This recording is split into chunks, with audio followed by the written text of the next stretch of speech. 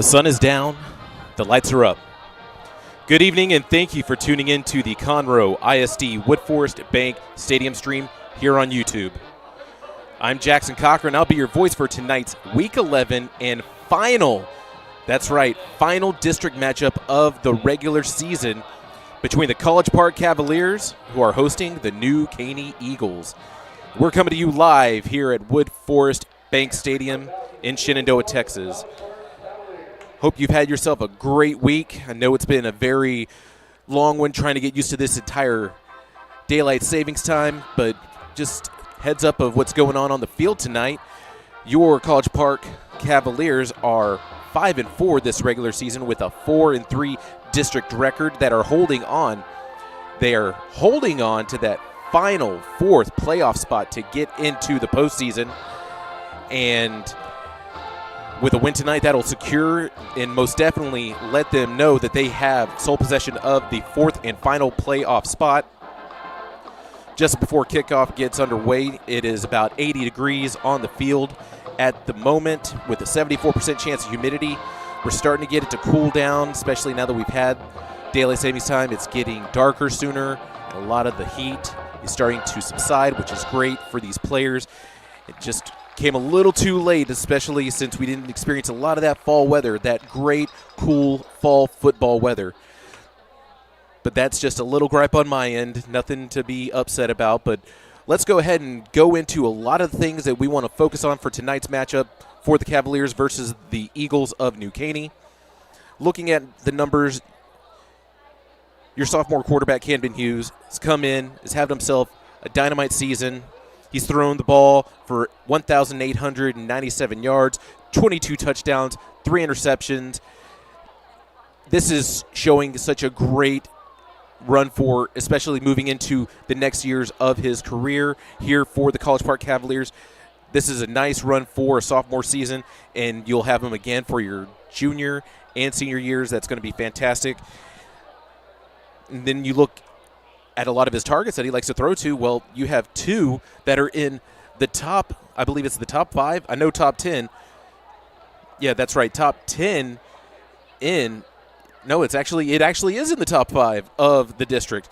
You have number 7, Clint Rashall, the senior wide receiver, 41 receptions, 1,249 yards, and 14 touchdowns. Not to mention you have Jordan Stiles. He's had himself 40 receptions, 573 yards, and 10 touchdowns. Both of those wide receivers are some of Hughes' favorite targets to throw to. Rashall, big game changer, especially deep in the vertical game for these College Park Cavaliers. And let's not forget that they do try to utilize that ground game from time to time. You'll look at number 8, senior running back Jaden Agoli. He has rushed for 297 yards with 2 touchdowns on the year. And on the defensive side of things, well, what can be said about number 4, Marco Beltran?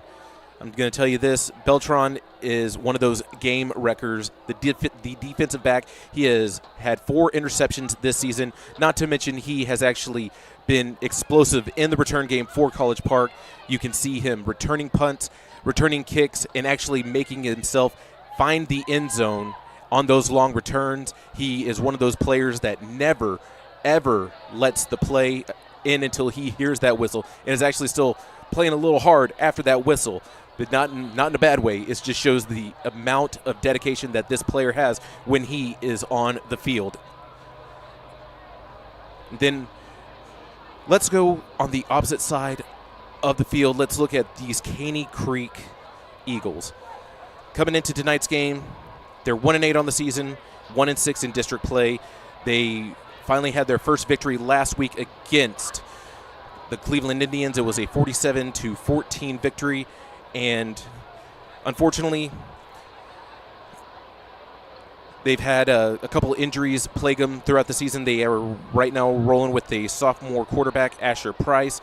He has 109 passing yards, 1 touchdown with 8 interceptions, but they do still use that ground game. But before I get back into it, we're going to go ahead and take a quick TO. We're going to do our sponsorship videos, and then we'll be right back with you. Woodforest National Bank, where convenience meets community. With over 30 branch locations in and around Montgomery County, we're always close by to help you with your banking needs. But we're more than just a bank. We're proud supporters of our local community, dedicated to making Montgomery County a better place to live and work. Experience the difference at Woodforest National Bank. Convenient, caring, and committed to you.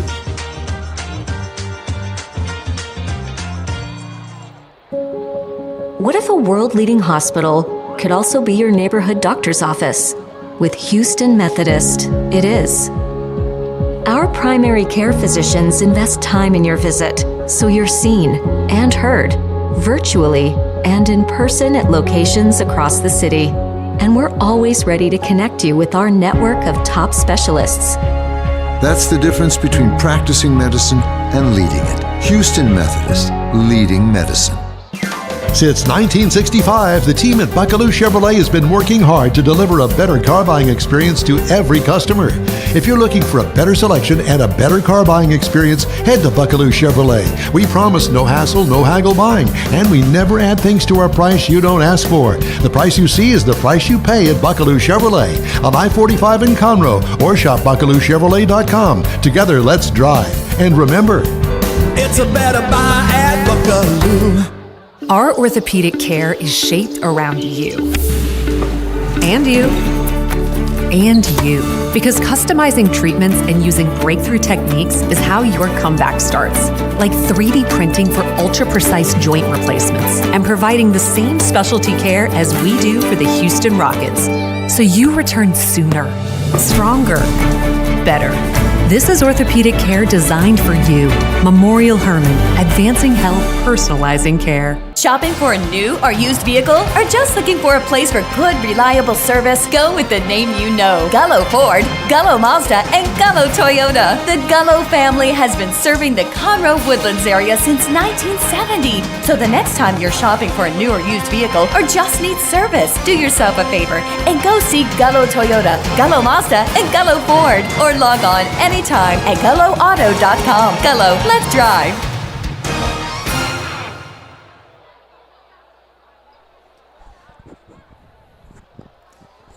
Thank you again to our sponsors who are allowing us to continue to bring these broadcasts to you here on our YouTube stream. And for those of you who are interested in watching and listening to the upcoming playoff slate that we have here, well, all you need to do is be sure to click that subscribe button from whatever format you are watching at this time, and you click that little bell to the left of it. We typically do broadcast 2 games during the playoffs, week 1 and week 2. In case that we do get to host 2 of those games, we're still making sure that we're going to have that we're going to be able to make sure we can still bring that to you, and we'll finalize that. But as long as you are subscribed and you click that bell, if there is going to be a game that's going to be broadcast here on our Woodforest ISD stream, well, you have no place to look any further because it'll automatically remind you. Back to the New Caney Eagles. They are coming out of their locker room right now and about to run through their inflatable onto the field. But as I was saying, they are 1-6 in district, 1-8 on the entire season.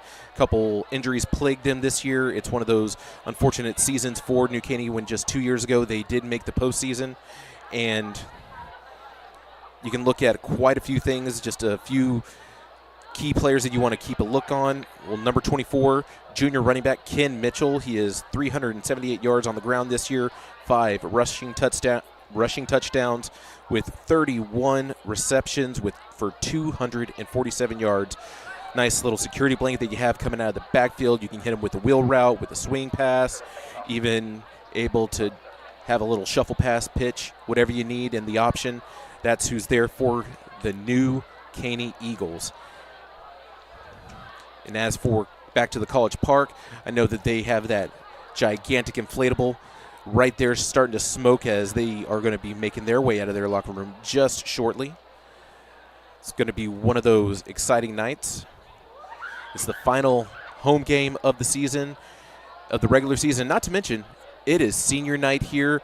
A lot of the seniors on the College Park roster, their season actually does get extended, so it's not typically over for them, but one of those nights that a lot of the seniors trying to get those extra reps and play out for their entire fan and their families that are here in the stands that have been able to come out tonight. And as New Caney is running out onto the field following the Texas flag and their white and blue Texas Eagle flags. Can't help to think about what Coach Coates has been doing on this College Park sideline, especially missing the postseason just last season. But in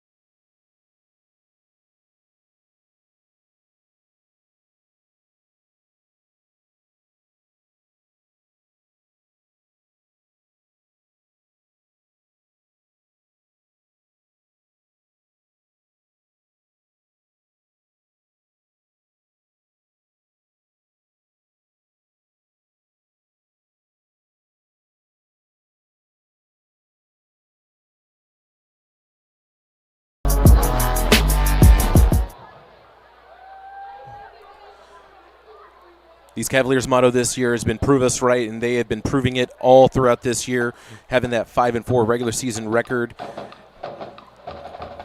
And here come the Cavaliers running out on the field with the Texas flag, American flag, and the College Park school flag.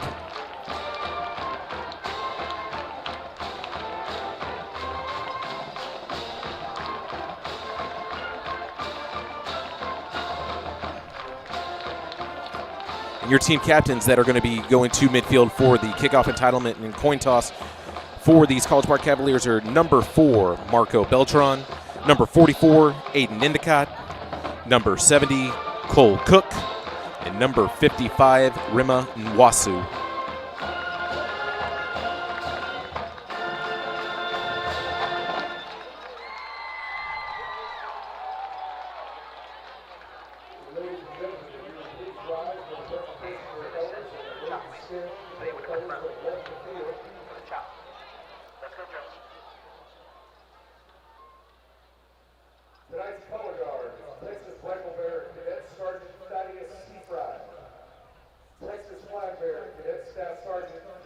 So the junior ROTC cadets are making their way to midfield with the American flag and Texas state flag. We're about to have the national anthem play, so out of respect to the country and the flag, we will mute ourselves as the College Park Band will get us started.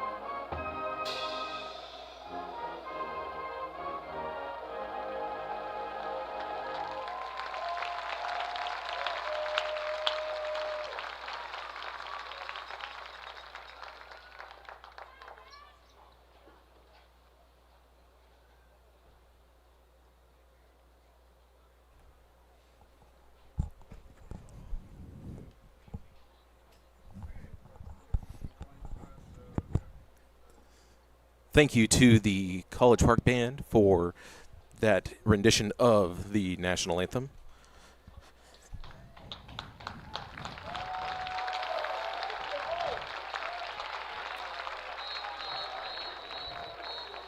Four referees are making their way to midfield, getting ready for the kickoff entitlement. You have our head referee and one of our umpires right in the logo. Leading out will be Cole Cook, Rima Nwasu, Marco Beltran, and Aiden Endicott that are single file moving towards midfield for the Cavs.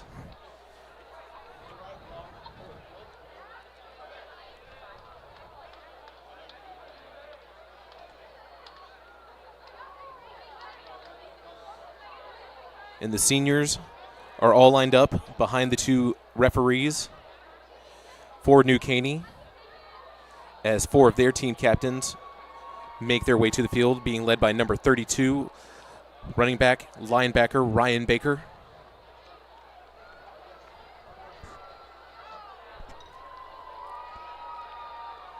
These players are exchanging good sportsmanship.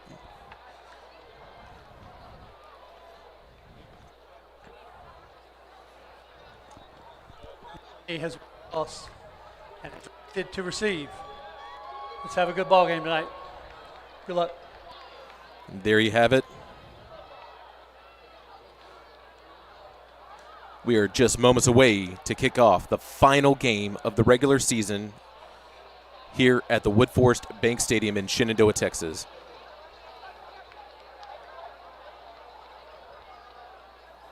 And New Caney did win the toss, and they are going to like to receive, which means College Park will be receiving the ball in the second half.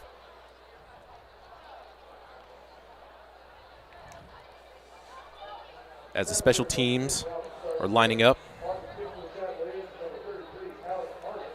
being led by number 33, Alex Hargis, the kicker, place kicker, the kicker and punter for these College Park Cavaliers.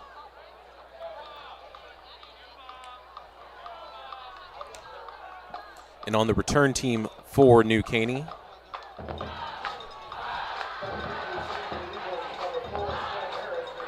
you have number 4, Sam Harris, lined up on the near side.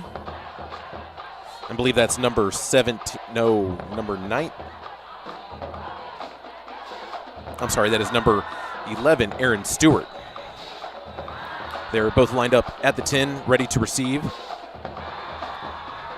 Hargis has it teed up and is kicking himself a high pooch kick that goes out of bounds, and that will be the first penalty of the game before any yards are gained.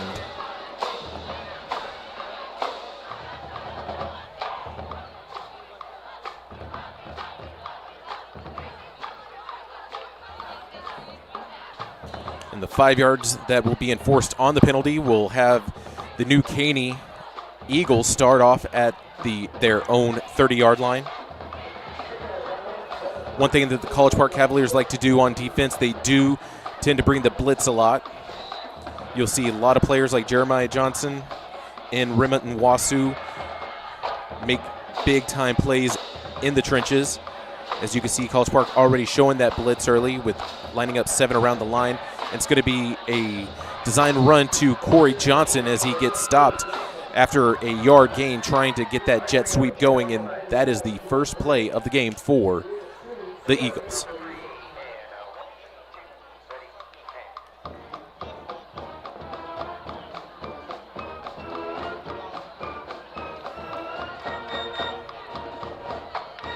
New Caney actually getting their plays from the huddle as they line up in the shotgun formation.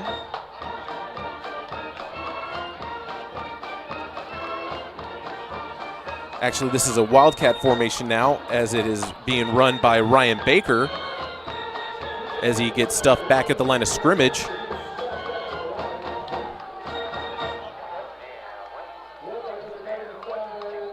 Rima Nwasu was one of the tackled, who were the lead tacklers on that play. And with the injuries too on the New Caney side of things, you can see that they're sticking more with this wildcat formation with Baker taking the direct snaps.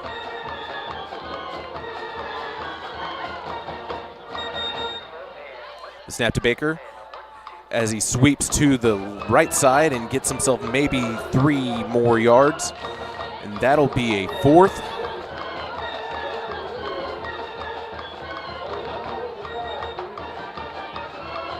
It'll be 4th and 5. From the look of things, New Caney is not going to try to punt it off here. You would typically see number 4 Marco Beltran lined up deep, ready to receive.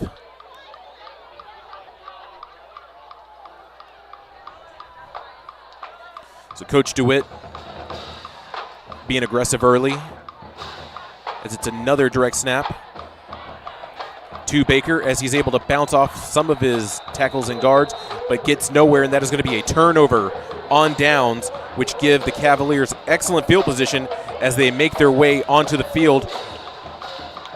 All they need is 35 yards to punch it in.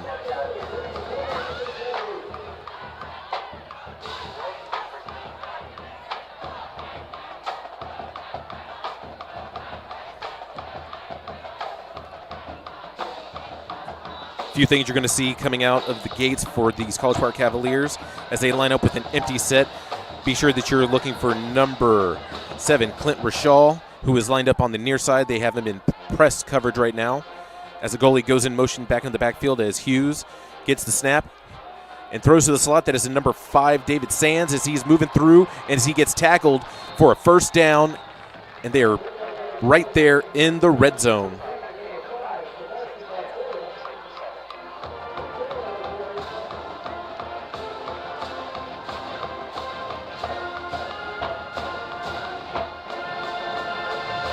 College Park lining up with 4 wide receivers, a goalie to the right of Hughes.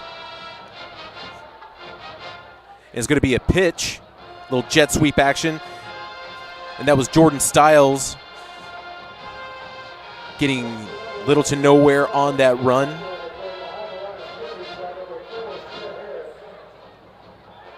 It's going to be 2nd and 10, ball at the 11. With just 9 minutes remaining here in the first quarter. College Park, no huddle throughout the season, getting their plays from the sideline from Coach Coates. Split back formation. Sands in the backfield. They hand it off to a goalie as he follows his tacklers as he bounces to the outside. He spins, moves, and then he gets tackled for a short gain.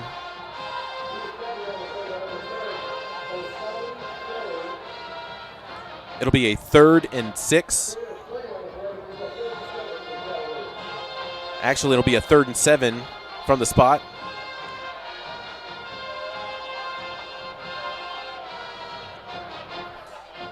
College Park goes empty at the moment. You might see a player in motion.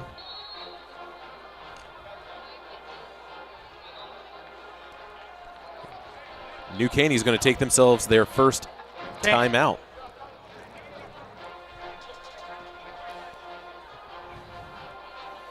New Caney taking their first timeout of the match and looking at, they see that empty set that College Park had in store for them.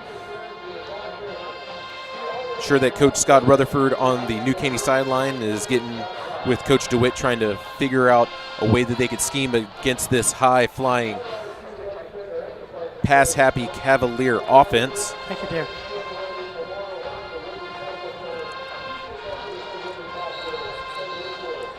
Here we go.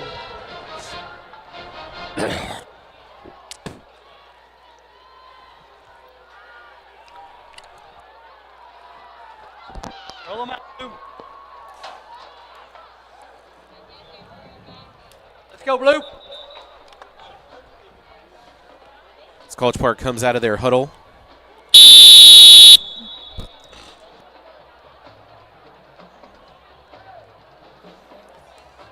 They go back with that empty set.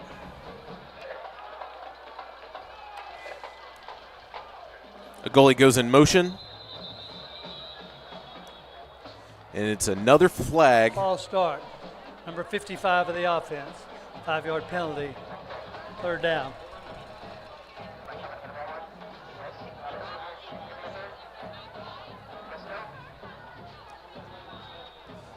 That'll push him back 5, so it'll now be 3rd and 10.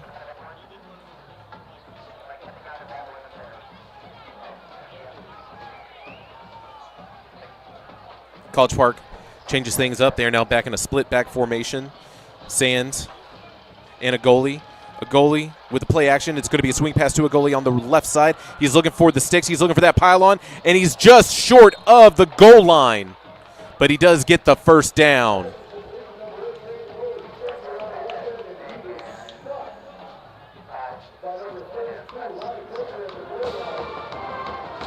Let's check that replay here. Play action, plenty of time, nothing downfield. Hughes looks into the flat. He finds himself a goalie, and a goalie, good awareness of where he can see the sticks and gets the first down. It is now 1st and goal. Ball at the 1 for the Cavs.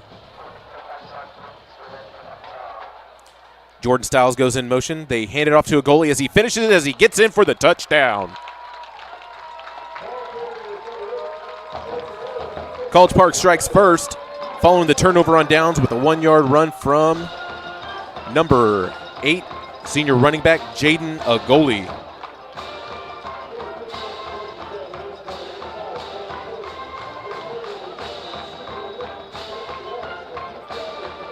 Pending the extra point, right now College Park leading 6-0.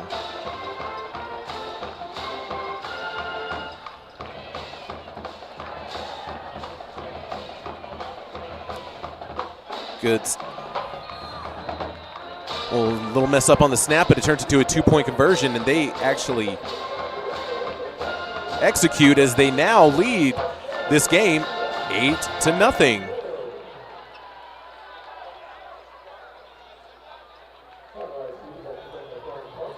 Here on the replay is where goalie punches it in.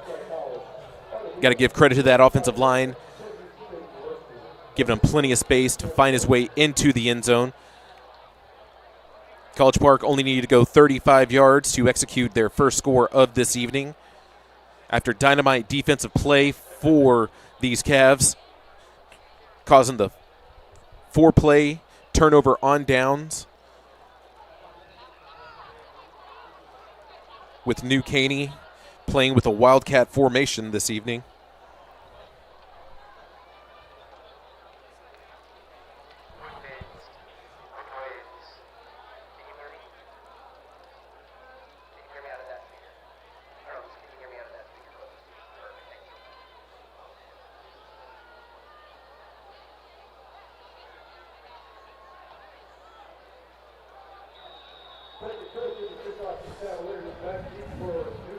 Hargis teeing it up. Actually, this time it's going to be number 85, Beckett Cope, ready to kick it off for College Park.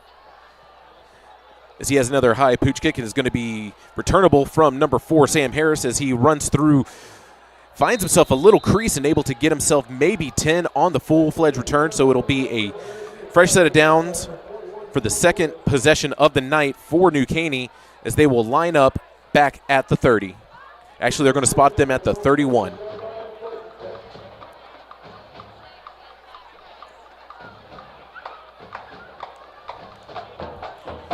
As we were waiting for New Caney to make their way from the sideline.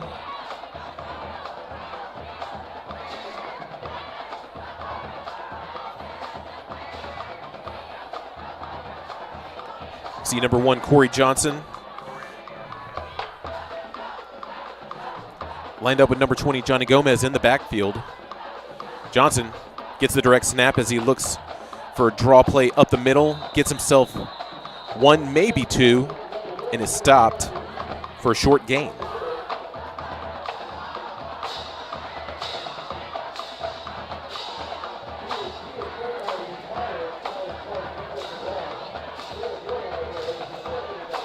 Not sure if we're going to see many plays in the air for New Caney this evening. Every single play so far has been on the ground.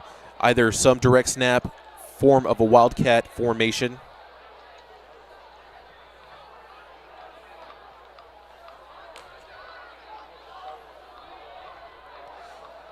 Johnson lined up, but it's going to be another timeout from New Caney.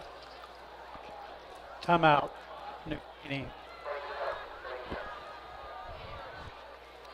Just makes you wonder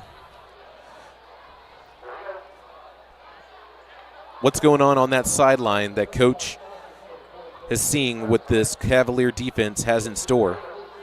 They're able to get plenty penetration at the line of scrimmage, winning the war in the trenches. That being said, only 5 plays have taken place. No first downs have been made on the New Caney side this evening.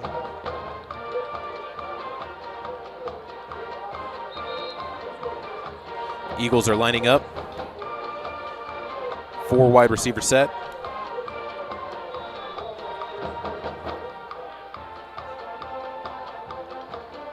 Johnson lined up to get the snap from the center. He's going to sweep right, and he bumps into one of his linemen. That was number 77, Bryson Cole, and that'll be a loss for the Eagles.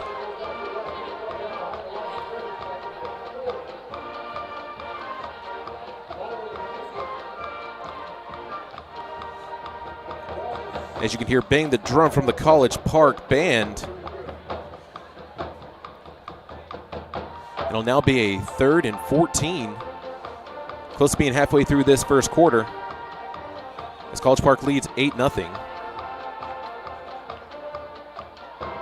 Players going in motion as they're getting set. It's going to be another jet sweep. This time they threw it out to Jacoby Carter, and he gets nowhere, and that'll be another loss.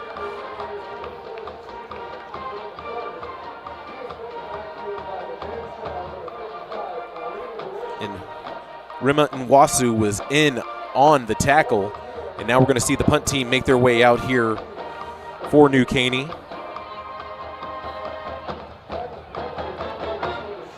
And back to return will be number 4, Marco Beltran, the junior defensive back,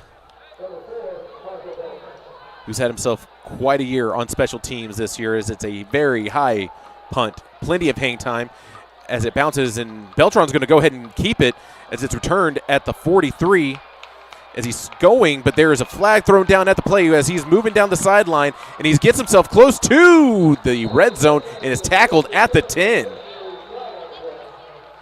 But this might be coming back because the flag was thrown at the College Park 45.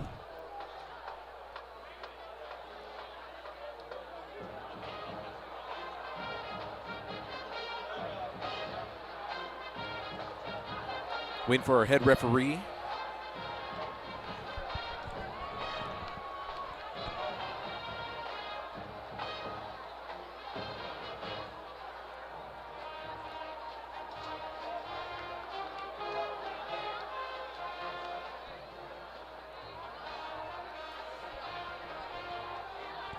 I don't think it's the 55-yard return isn't going to stand. First down.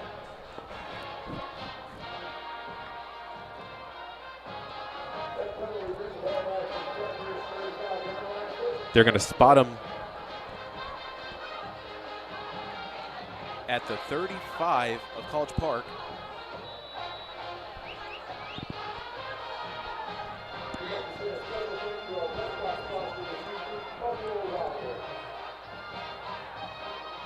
College Park took over at their own 30 at the New Caney 35 last drive, and now they're taking over at their own 35 this drive. High snap to Hughes as he hands it back off to a goalie as he runs up the middle, bounces off of some tacklers, and he's finally tackled at the 45-yard line. They're going to say that he got the first down. It'll be the 3rd first down of the night for College Park as they move those sticks.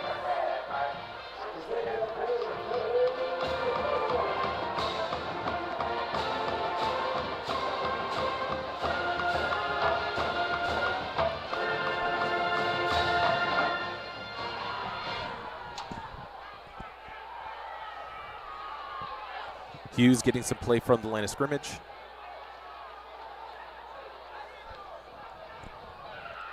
A goalie to the left of him as it's another snap, and they hand it off to a goalie as he moves up the chute and is tackled maybe for a 4 or 5 yard gain.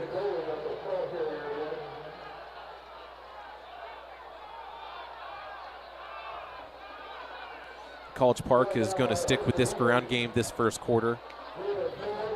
Looks like it's working for him effectively. See some substitutions from the Cavaliers side. Wasu is going to be playing a little bit of some Ironman football this series.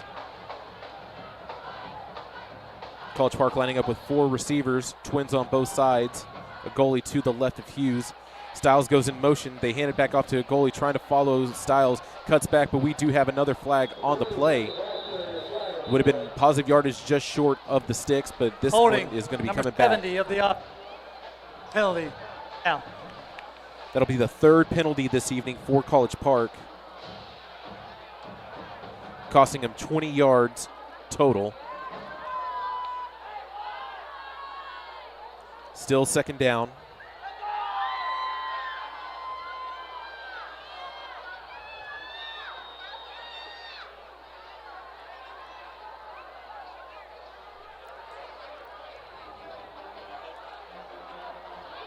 These Cavs sitting at 4-3 in district, holding on to the number 4 spot for the D2.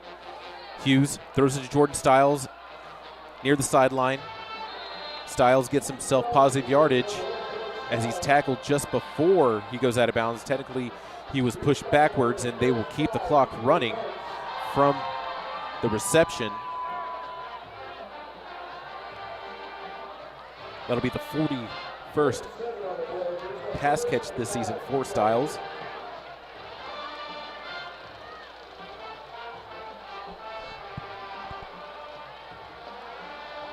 Lining up with 3 wide receivers on the near side. Hughes running in with a bootleg. That'll be an incomplete pass as he was looking back. That time he was looking for his number 1 guy. That was number 7, Clint Rashaw. That'll be 3rd down, and we are going to go ahead and have this punt team make their way out on the field. College Park still leading with just 2:58 left here in the first quarter.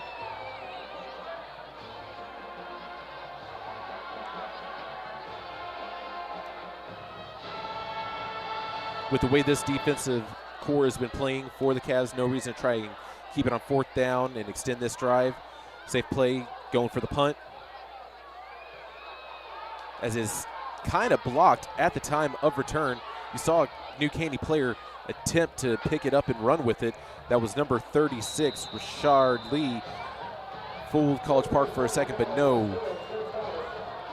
They're going to call it down where New Caney played their last possession at their own 31.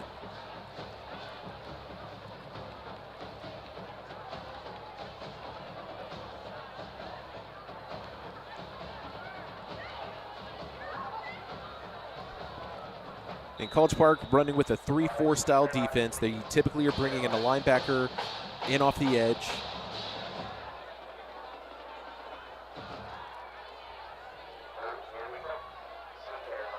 They'll usually blitz 1 or 2 players to bring 4 or 5 at a time. Back in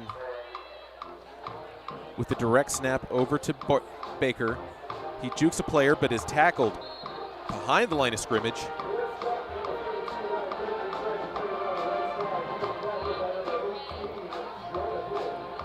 Baker gets himself a yard, and it's now 2nd down.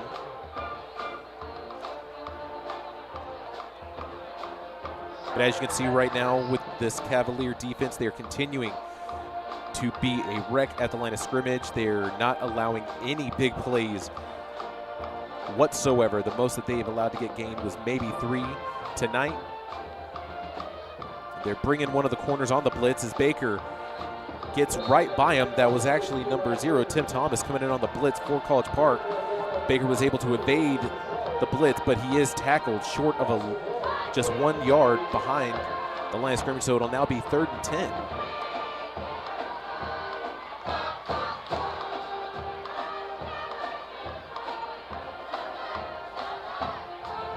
College Park Band making sure that they're heard tonight as they are playing Sweet Caroline, a classic game you like to hear at a lot of stadiums.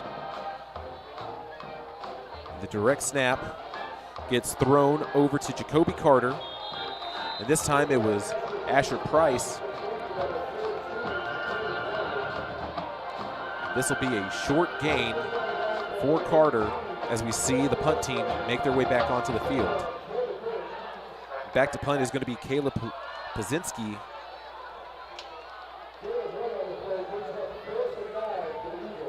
Beltran legged out a 55 return a little bit ago, but had to come back due to the penalty.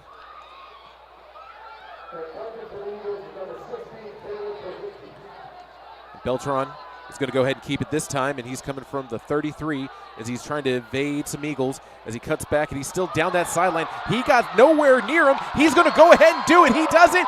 That's a touchdown for Marco Beltran. No flags on the field.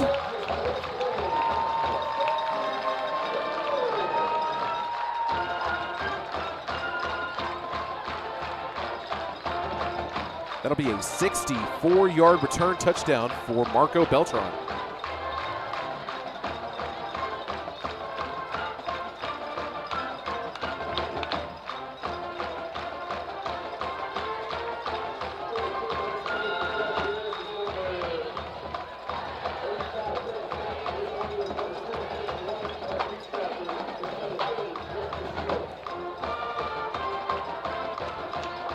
Good snap, good hold, and the extra point attempt is good. We're going to play that replay for you to follow from the punt.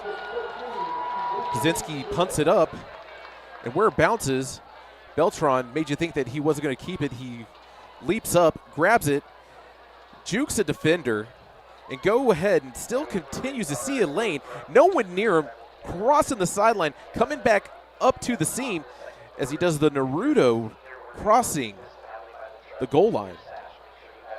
That was a 64-yard return for the junior. College Park's leading 15-0 with 1:01 left in the first quarter.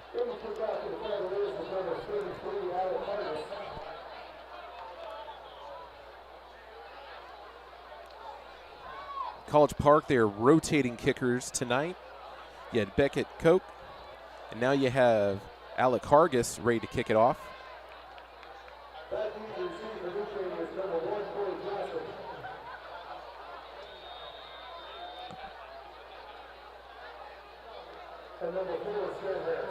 So Sam Harris and Corey Johnson back to return for the Eagles. As Hargis kicks it, it's going to be signaled for a fair catch. That looked to be number 16, Caleb Pazinski, who was able to return it for the Eagles.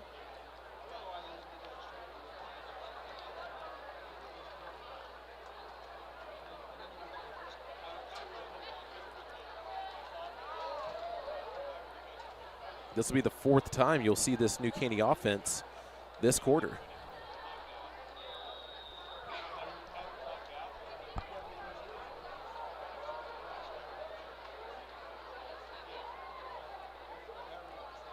So this time, Asher Price hands it off and gets nowhere as College Park continues to disrupt the line of scrimmage, not allowing many yards to be gained tonight.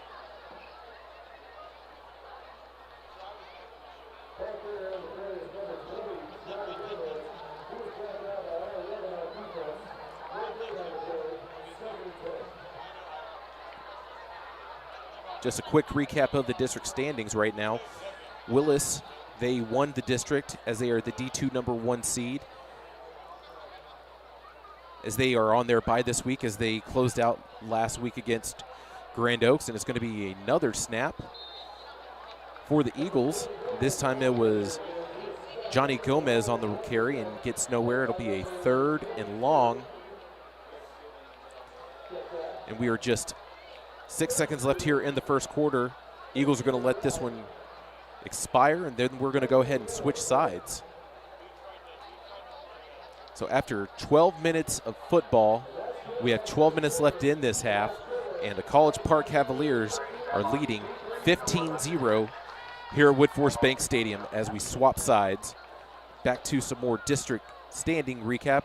As I was saying, the Willis Wildcats, they did win district. They went 10-0 on the season.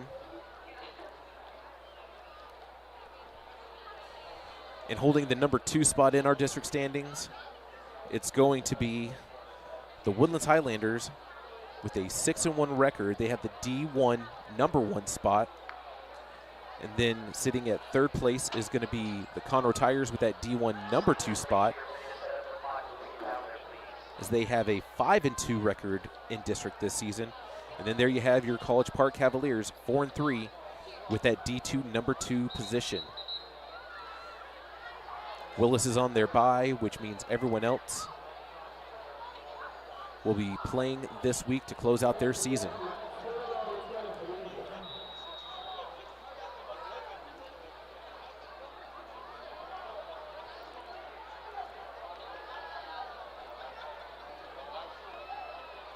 Price in the gun. He rolls back. He gets a screen. This will be the biggest play of the night for the Eagles to Corey Johnson as he's running down the sideline for a first down.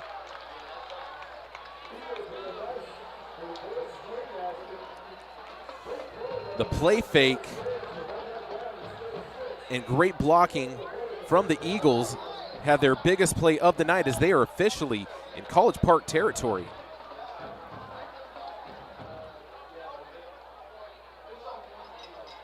Still in this split back formation.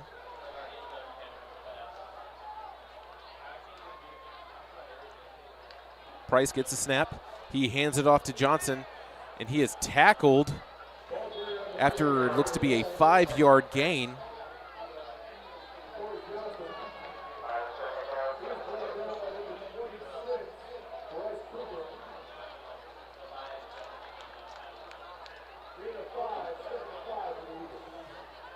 Second and 5 now for the Eagles. So they're not huddling up. They're starting to get some plays from the sideline now that Price is under center.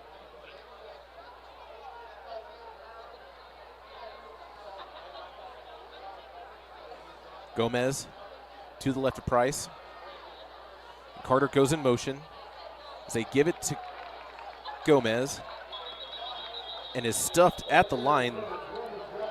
Noah Dinabilo leading the charge on defense, bringing up a 3rd and 4.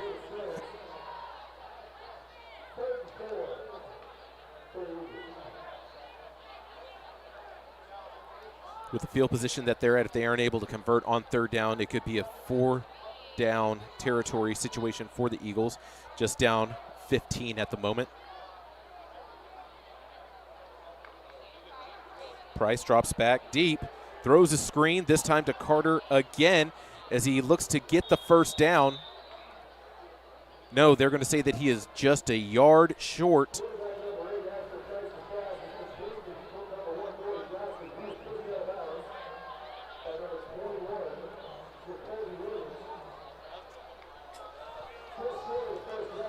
And just short of those sticks, you're going to see New Caney go for it. As they bring Price out of the game, they're going to go with the Wildcat-style offense.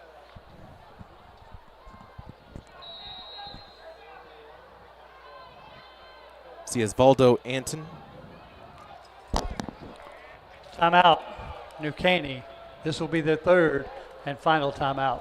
Well, before that, the play clock was at 10 seconds as they were making some substitutions for this 4th down play for New Caney, and now it'll be the final timeout of the half for the Eagles. As Coach DeWitt seeing what his run game coordinator, Lincoln Hank, might have in his bag of tricks coming up, trying to convert a 4th down. Eagles have been finding something on offense this drive. Those 2 screens have been able to move them in College Park here have been able to move them in College Park territory. They're lining up.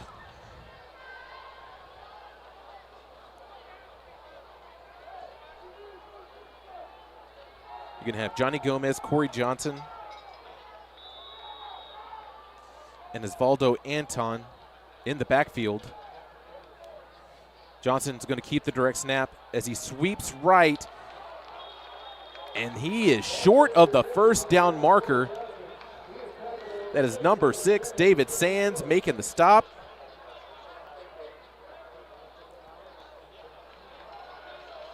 That'll be a turnover on downs.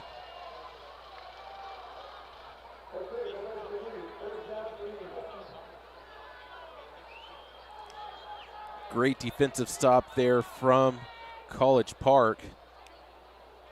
And the junior defensive back, David Sands, number 6. Oh, no, they did get the first down. My apologies.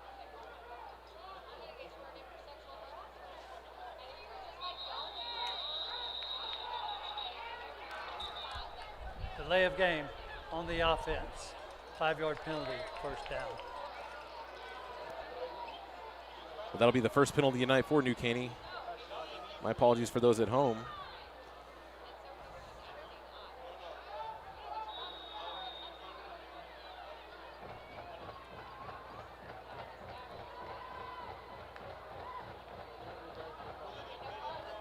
So this time Johnson takes the direct snap as he moves up, as he gets back those yards from the 5-yard penalty, bringing up second down.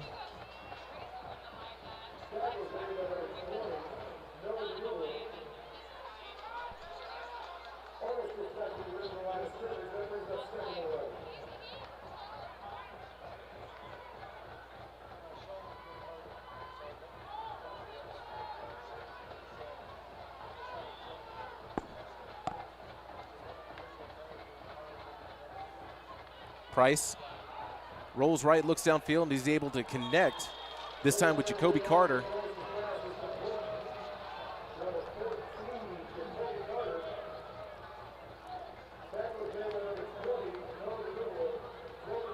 That'll be another first down for the Eagles as they are officially in the red zone tonight for the first time.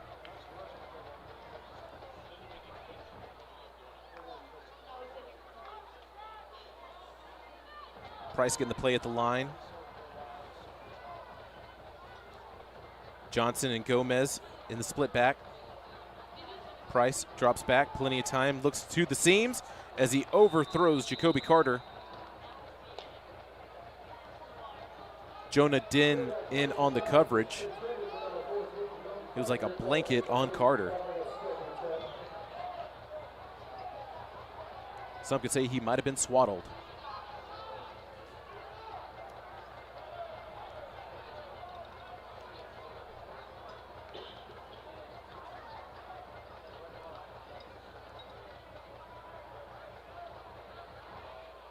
Second and 10 as New Caney doesn't play with any tempo. Price rolls, drops back, throws. He finds Johnson as Johnson gets right near the pylon, and there are going to be multiple flags thrown.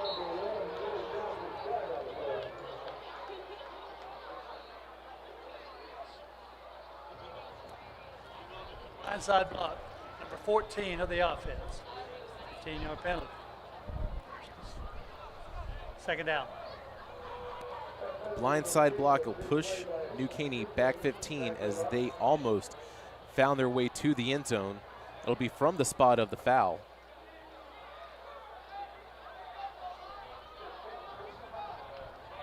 Luckily, it won't push him back too far.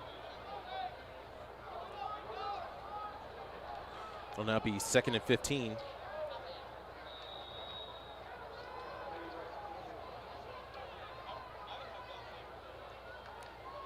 So Price drops back as he rolls to the right, and as he throws to the left, he finds Johnson again. And Johnson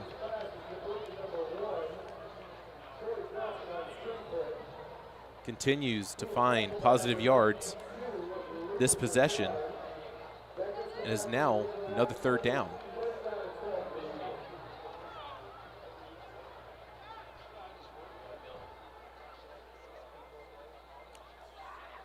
New Caney being in the red zone. Unsure if they aren't able to convert here, if they would go for it on 4th down again. They go ahead and hand it off to Johnson. He sweeps right, breaks a tackle, finds himself an open lane, pushes it through. He gets the first down. It's going to be a goal line set here for the Eagles.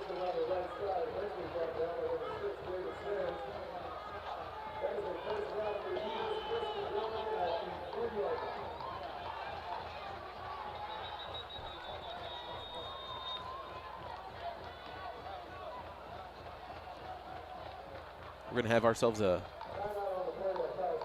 official timeout. Actually, College Park is going to take their first timeout. What you've seen from this drive, as New Caney has been cruising down the field, been relying heavily on the run game and the pass game, but this time it's been a mixture of Johnson and Carter. So the sophomore running back and the senior wide receiver.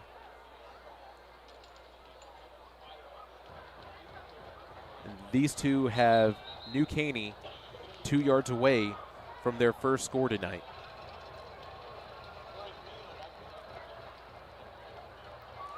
This is one of the times in the game where you will see College Park stack the line of scrimmage. They do not want to give up any points tonight.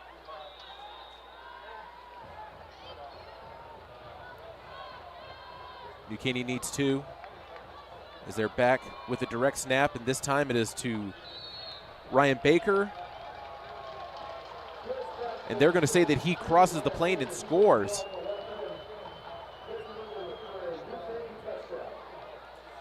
New Caney finds pay dirt for their first score, trailing 6-15 pending the extra point.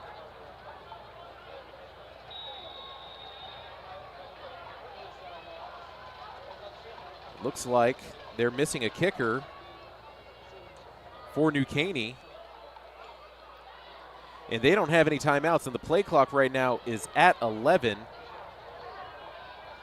And they're going to have to take a delay of game here. From the opposing sideline, I do see kicker number 16, Caleb Pazinski. Delay of game on the offense, 5-yard penalty.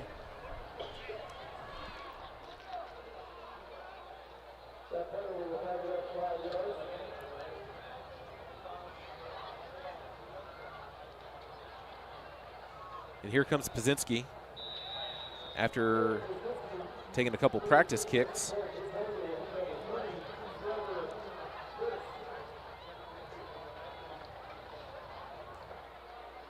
This will be a 25-yard extra point attempt.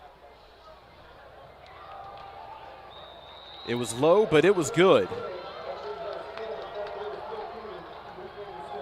New Caney goes 69 yards and gets their first score of the game as College Park still leads 15-7. Is there 7:24 remaining here in the first half?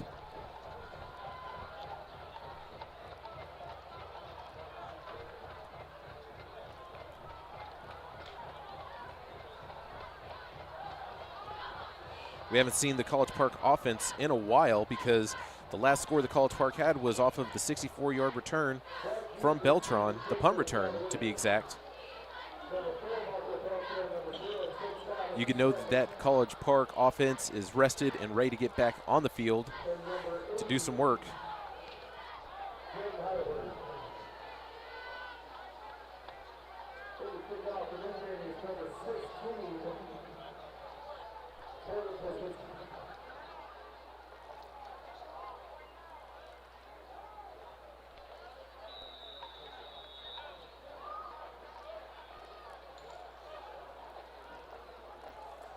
This will be the first time we see the kicking unit for, as they go for an onside kick, And it looks like it's going to be returned from New Caney. So New Caney, with their bag of tricks, gets an onside kick. And College Park's offense will not see this field. The defense, not much of a time to get a break and get a quick breather on the sideline. They have to come back on the field. And New Caney is going to start their 5th possession tonight, already in College Park territory on the 46-yard line.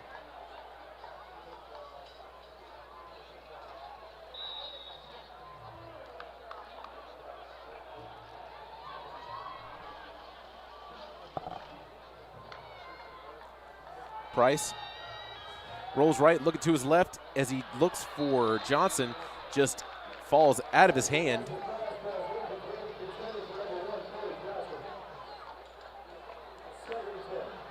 Now it'll be 2nd and 10.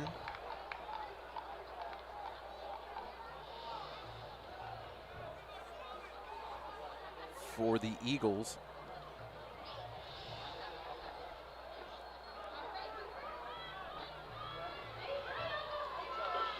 Price with the low snap. Gets a swing pass to Johnson, but it goes, and it's going to be signaled as an incomplete pass. Stuff you like to see from the defense. Keelan Brown was still running towards the ball before the officials blew the whistle.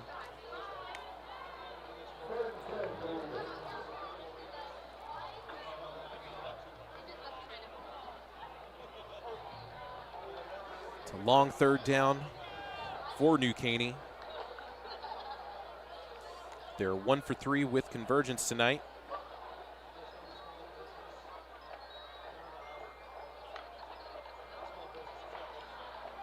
Price, he's sacked.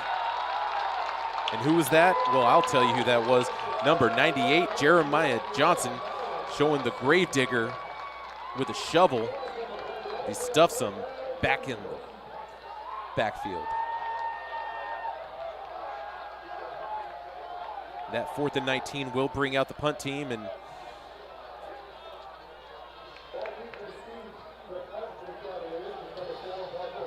Marco Beltran is going to line up at around the 15. Actually, he's getting a little deeper to the 10. He had himself a 64-yard return earlier tonight. Here's another favorable bounce. And it's going to be down by number 30, Solomon Mateeks.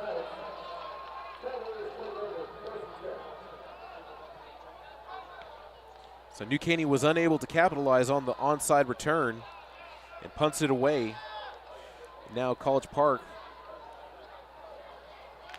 will take over for their 3rd possession tonight at their own 19. You see this Cavalier offense sitting on that sideline. See how well rested they are.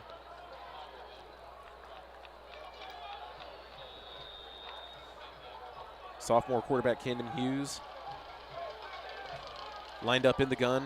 College Park goes with an empty set. You'll see some motion here. Almeida goes in motion. Hughes gets pressured and sacked behind the line of scrimmage.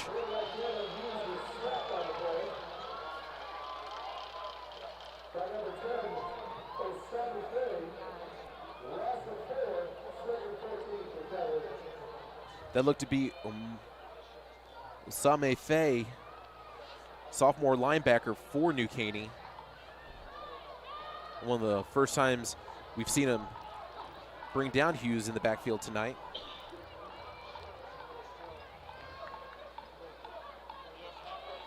Quick pass, just low Styles' hands, right at his toes, and it's going to be a 3rd and 14. Cavs needing to shake off this rust from being on the sideline too long. As it is now under 6 minutes left here in the half. Now they will receive the ball in the second half. They're holding on to an 8-point lead at the moment.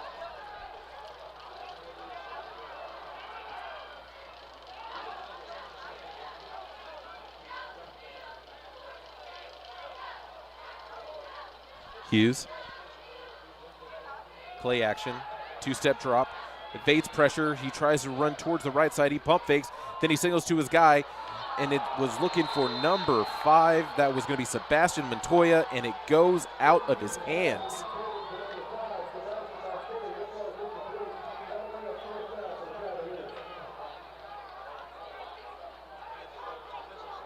That is going to be a 3 and out for College Park.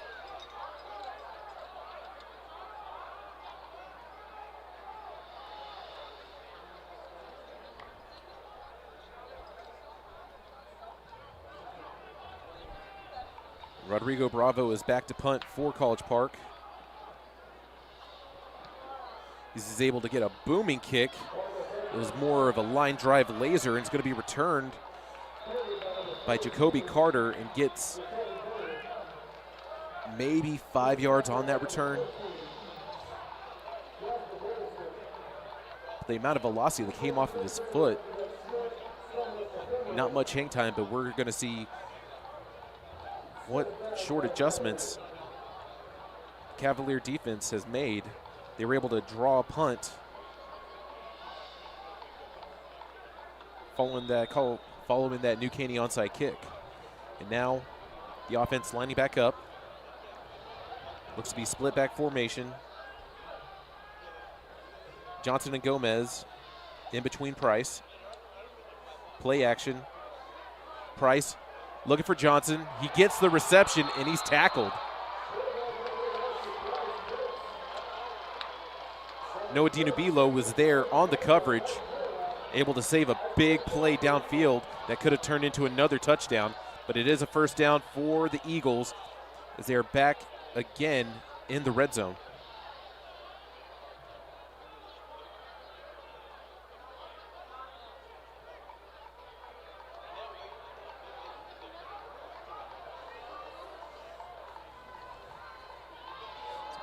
They hand it off to Gomez as he runs to the left side, gets himself maybe 4.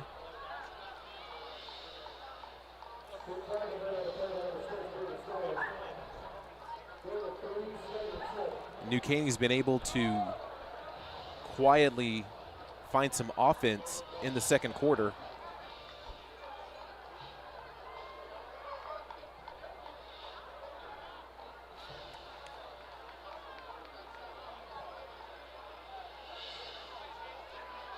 As New Caney's been in control of time of possession tonight now, as they hand it back off to Gomez as he runs in between the tackles and is stopped as he still tries to turn his legs, but they're going to signal him down out of the scrum, and it's going to be another third down for the Eagles.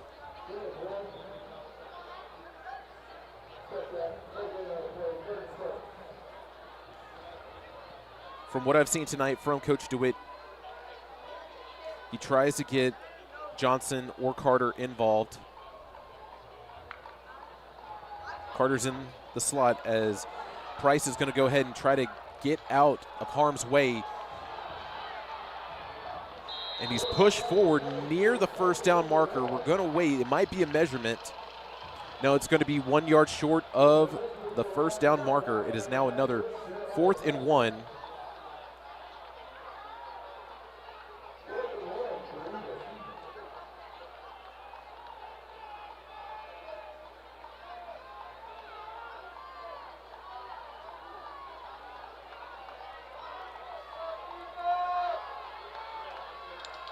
Go for it on 4th down as they hand it to Johnson as he sweeps right.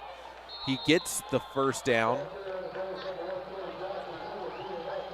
And that'll be a goal line set here for the Eagles with just 3 minutes remaining in the first half.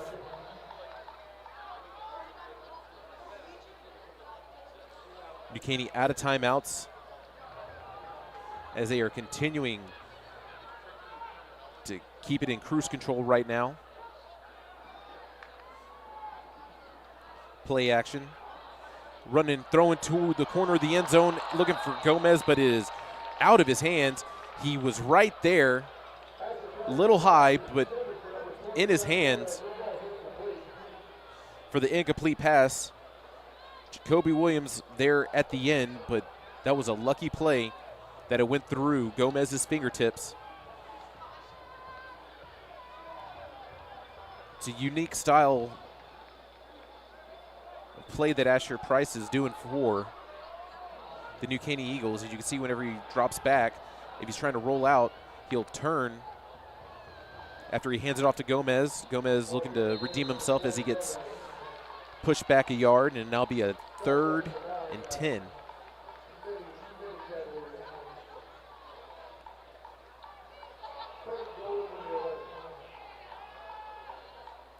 But what Price has done, he'll typically bootleg to the non-dominant side and then pivot,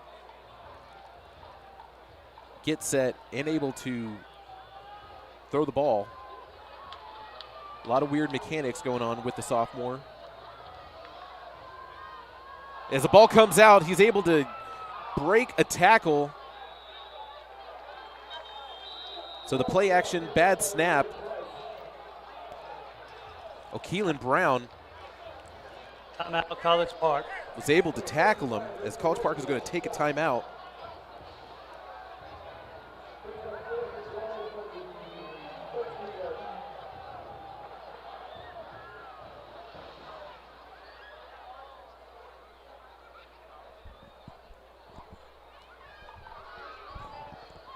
But it makes you wonder if New Caney's going to go for it on 4th down, or they would just try and kick a field goal here.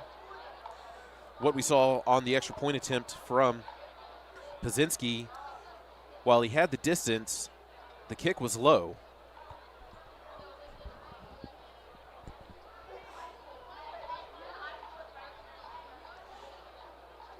It would probably be around a 30-yard field goal attempt as they do bring out the field goal unit. So this will be a 30-yard attempt.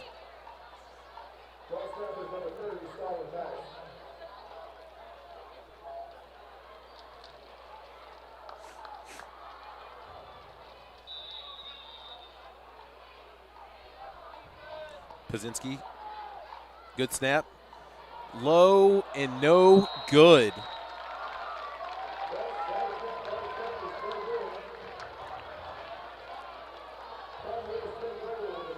He had the leg, but it's still not enough height to get in between the uprights. And now College Park playing smart, calling the timeout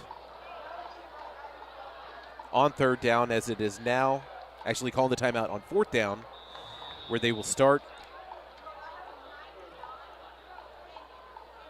at their own 20 with 1:44 left in the half.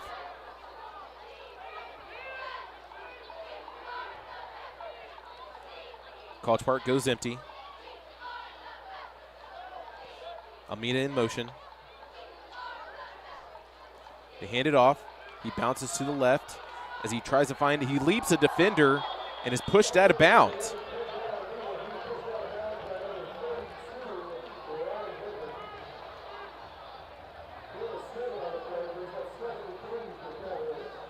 After the 7-yard run, and watch this leap as he's pushed out of bounds. And that'll be a 2nd down with 1:38.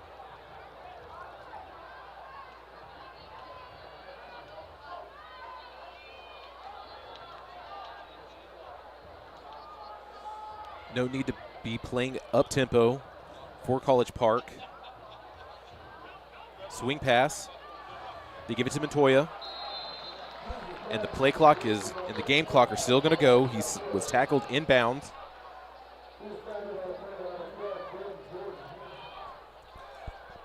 Just short of the 1st down marker.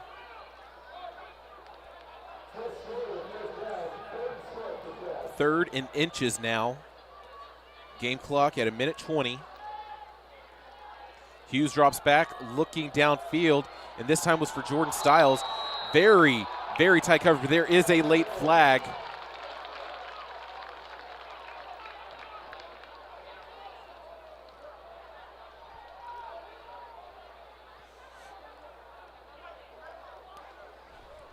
Pass interference. Number 35 of the defense. 15 yards from the line of scrimmage. DJ Banks was flagged with pass interference on that play and gave College Park a much-needed advantage as they get a first down. Their first down in a while.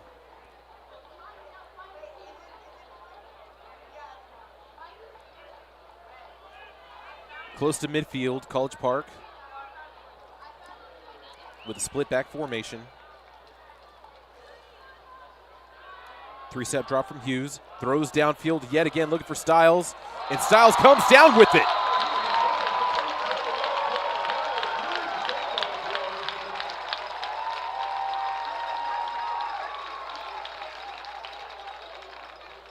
Styles with a 46-yard reception puts him back in the red zone. Great pitch and catch there from Hughes to Styles. Hughes yet again as he finds Rashal with the underneath throw. And Rashal gets pushed out of bounds just in between the 5 and pylon.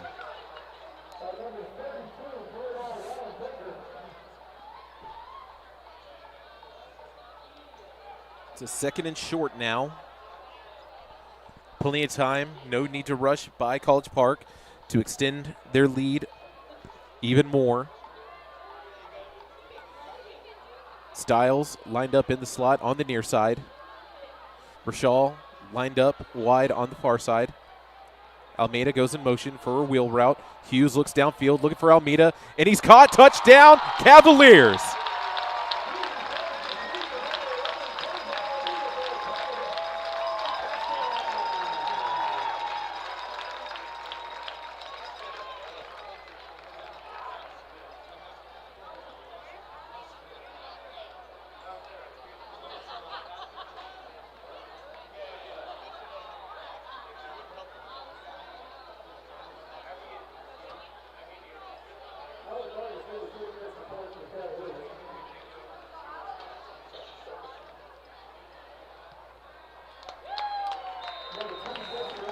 Now the extra point attempt is good, and let's watch this replay.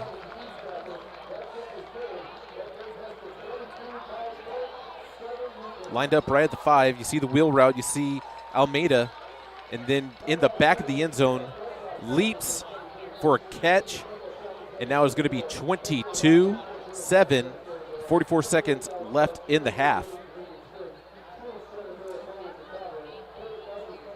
Camden Hughes has now thrown his 23rd touchdown pass this season, trying to get closer and closer to 2,000 yards passing on the year.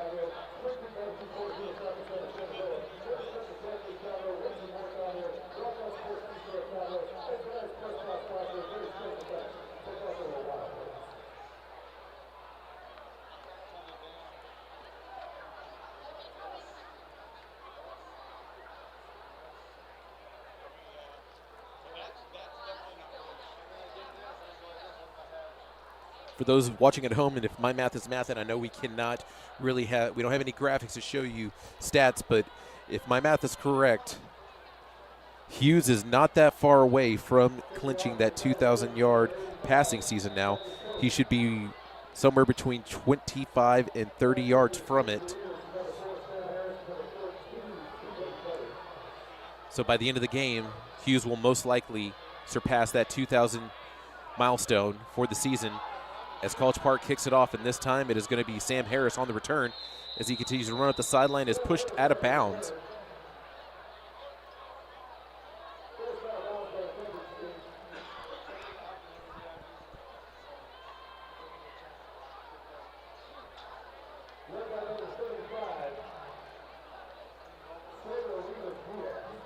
But New Caney pretty much were in control of time of possession this first half.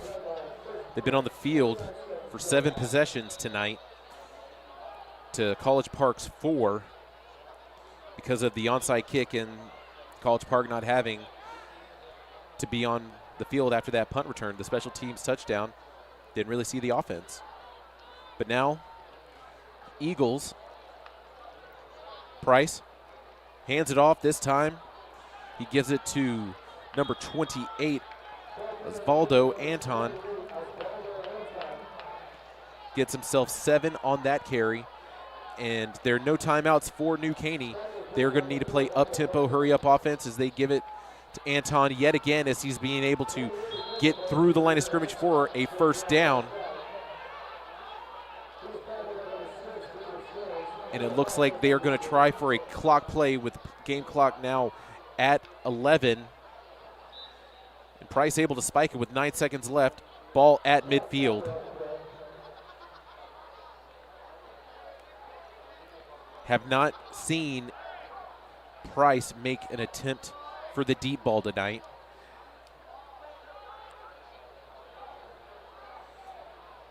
Only thrown for 1 touchdown with 8 interceptions this year.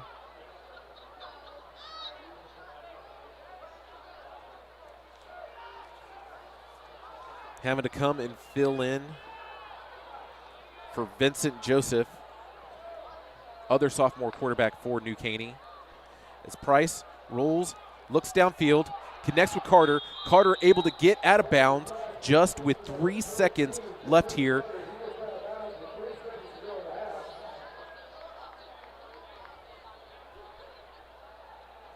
It's another first down for New Caney. They're back in College Park territory.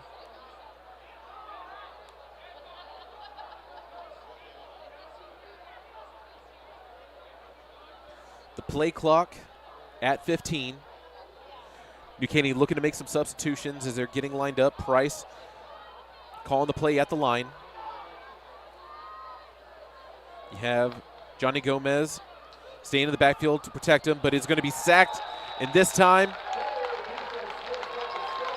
that was number 28, Mekhi Dixon. And that does it for the first half of play. College Park leading 22-7 against the New Caney Eagles. And they will be receiving the ball. The College Park Cavaliers will be receiving the ball in the second half. And in the meantime, both schools are bringing out their drill team, bands, and color guards. Please enjoy the halftime festivities as we will be back for some more football in around 30 minutes.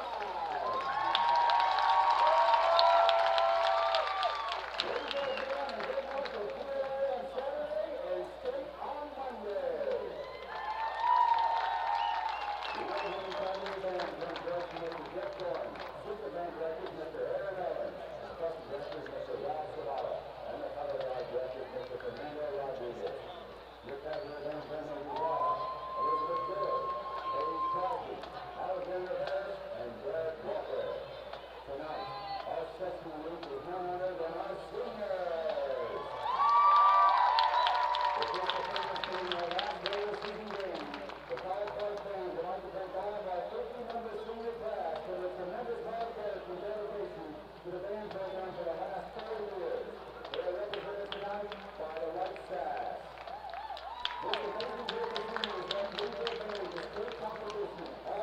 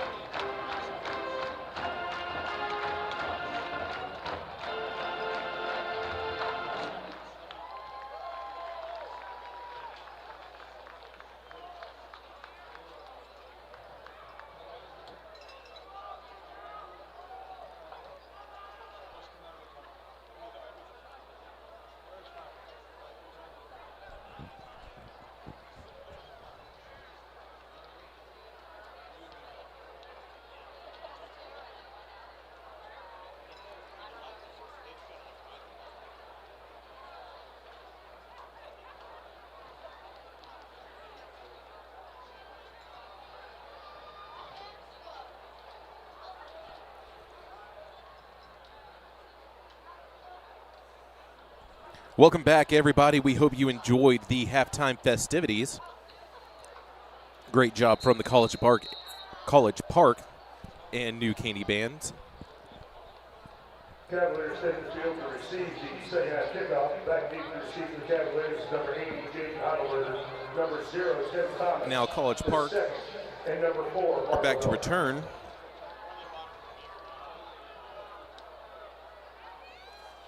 The last time that we saw New Caney attempt to kick it off, they went for an onside kick and actually recovered it. College Park, their offense from the entire first half have only been on the field 4 times, so 4 full possessions from their offense as they're leading 22-7. And you might be asking yourself at home if you haven't been with us the entire night, as it's another onside attempt that goes through a College Park player's hands. Waiting to see from the scrum. Now College Park does recover the onside kick. It was A.J. Espinal who the ball came out of his hands. And then it was number 5, Sebastian Montoya, was able to return and recover that kick. But as I was saying a minute ago, you're looking at the score when I said that College Park had only had 4 possessions. You were asking about the score. Well, the reason why the College Park offense was out for 4 possessions last half, they had a special teams punt return from Marco Beltran, my apologies, as Hughes gets sacked. Actually, he gets positive yards.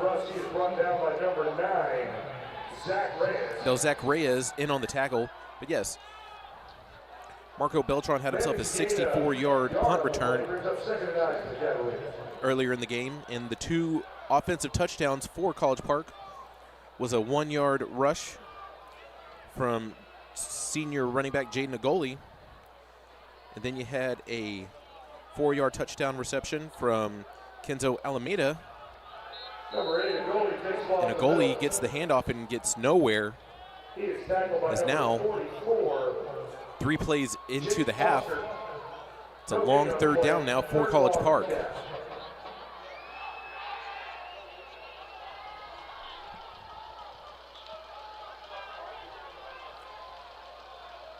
College Park looking to pass here. Look for Clint Rashall in the slot on the near side as they're changing the play at the line of scrimmage as the play clock is at 10.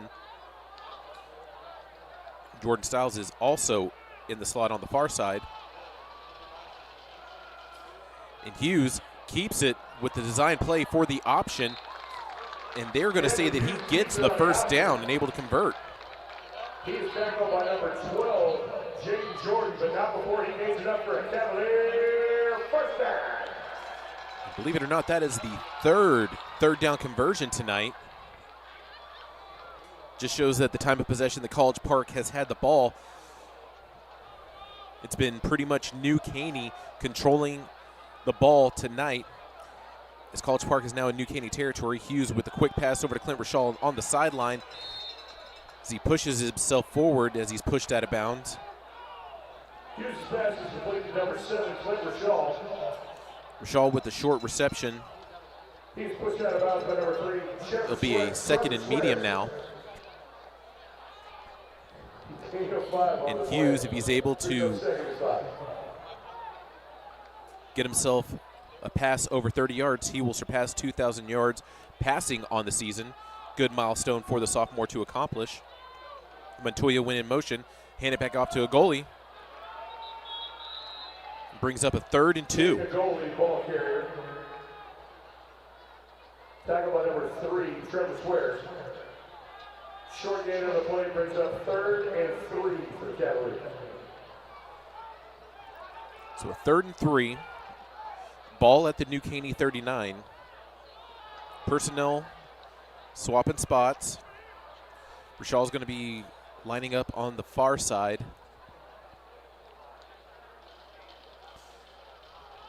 Montoya, Stiles, and Young lined up on the near. The goalie in the backfield with Hughes. Montoya went in motion, but we do have ourselves a flag.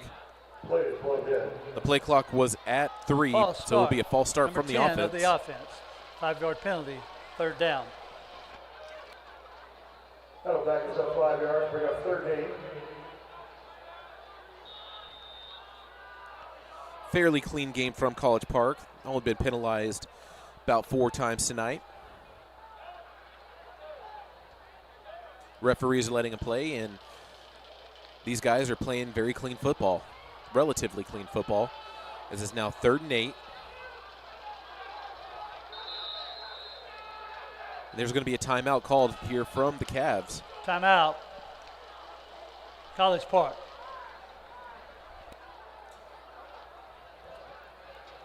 From what you were seeing, they were lining back up in pretty much the same personnel set. You're going to have Rashal be the lone man on the far sideline going wide, and it was still going to be Montoya, Styles, and Young. Senior wide receiver Javonis Young.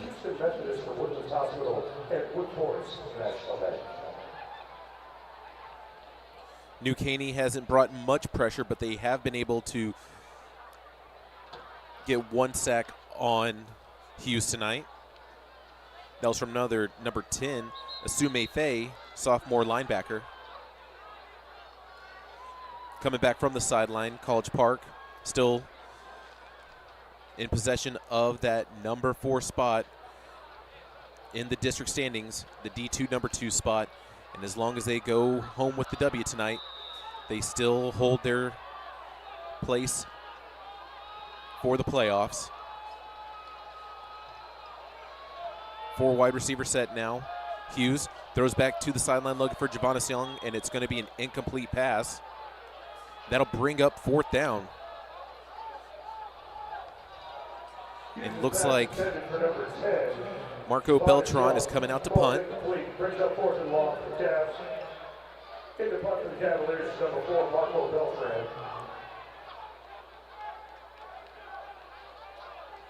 Nobody beat for the Eagles. No one for New Caney is back to return.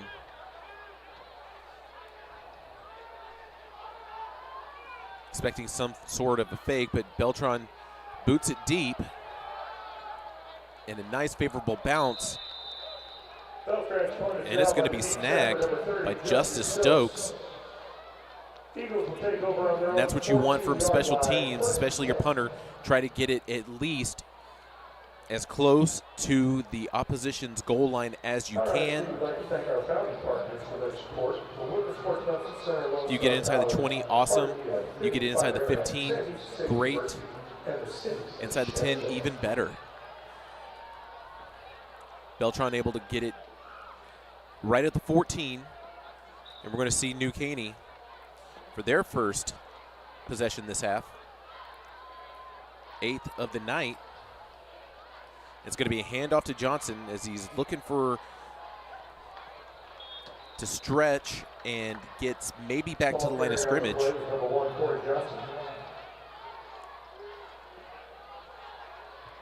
Wrapped up by number 4, Marco Beltran. At kickoff tonight, it was around 79 degrees with 74% humidity, and that was right at sundown.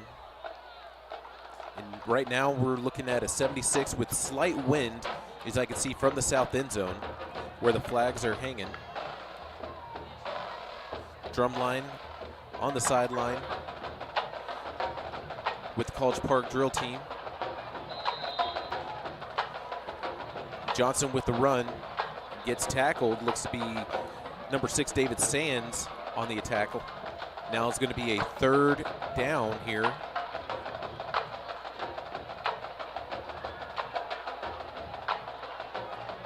So Price lined up in the gun.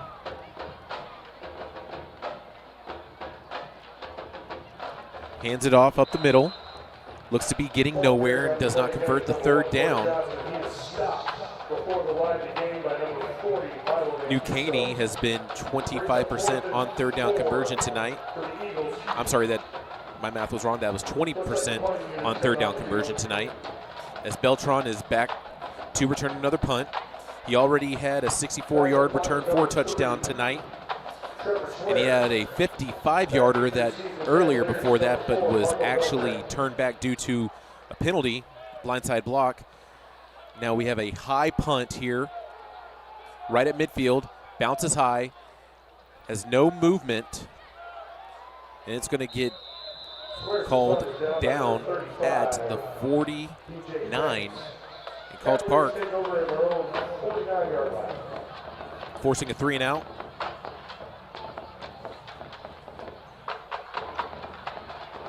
For the 6th possession of the night for the Cavaliers, starting with great field position at midfield, needing 51 yards for another touchdown as they lead 22-7 with nearly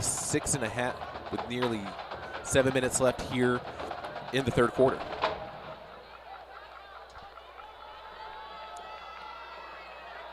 Almeida gets a handoff as he finds himself a big gap, big hole, gets a big first down.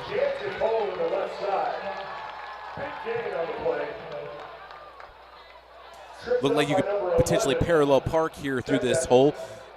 There you go, Almeida with the stretch, able to move into the second level and is tackled following that replay. College Park being successful with the ground game tonight. It's Almeida lined up to the right. Another bubble screen, this time to Jordan Stiles as he gets himself a broken tackle. The yards after the catch. Master continues with his style points as he's now in the red zone. Huge pass is caught by Jordan Stiles. The nifty footwork and a ducking motion is enough for a Cavalier first down. Hughes, as you can see, throwing, and Stiles just ducking a defender and continuing to get a first down as they are now in the red zone with 6 points in clear sight.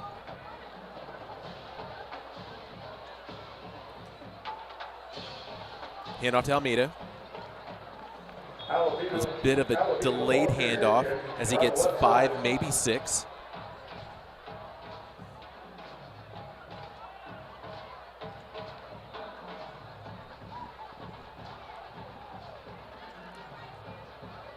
College Park playing with some tempo.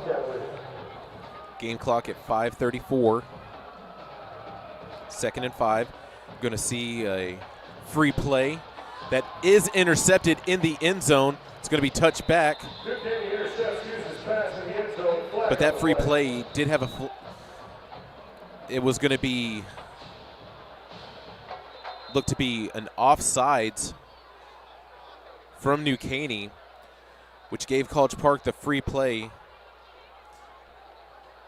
And while Sam Harris was able to intercept in the end zone for New Caney, but waiting for this official timeout. Offside.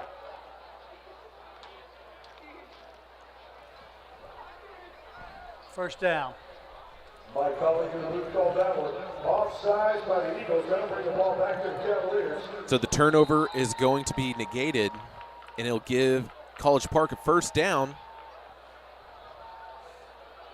as it is a 1st and goal inside the 10. Ball's at the 10.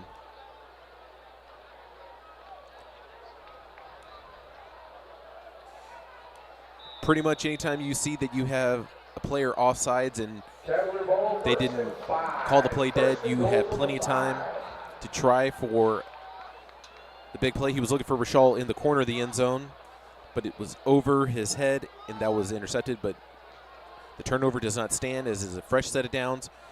1st and 5.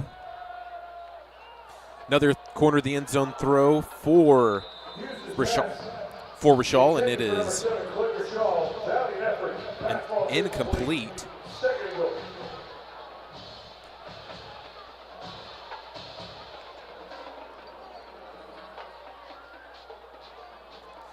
DJ Banks is right there on the coverage.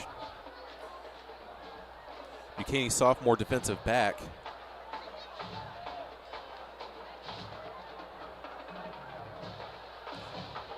He's been playing close to the chest for Rashal tonight.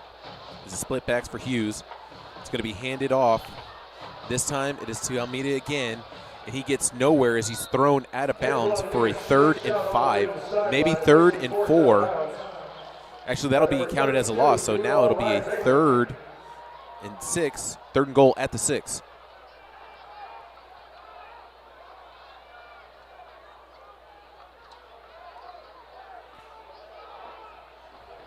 The Cavs getting the play from the sideline. Almeida lining up to the right of Hughes. See Montoya getting set. Bottom of the screen, you see Rashal. Looking through the corner of the end zone, and it is going to be an incomplete pass for Jordan Stiles. Now it's a 4th and goal in College Park.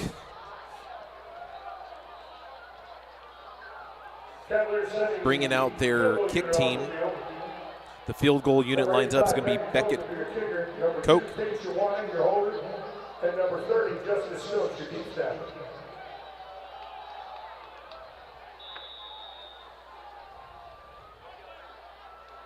College Park now 2 for 5 on 3rd down conversions tonight.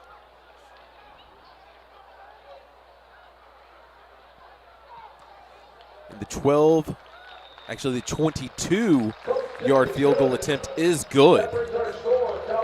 So College Park gets 3 and extends their lead and is now 25-7. Koch field goal.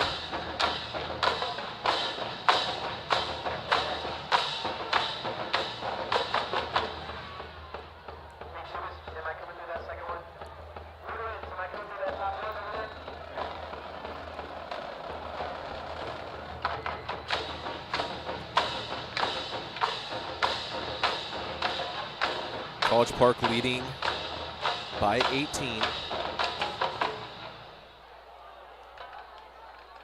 Taking off the Cavaliers, number 33, Alec Marcus. Back defense, Steve Caney. Number 4, Sam Harris. Number 1, check that, Corey Johnson. And number 4, Corey Johnson and back to return.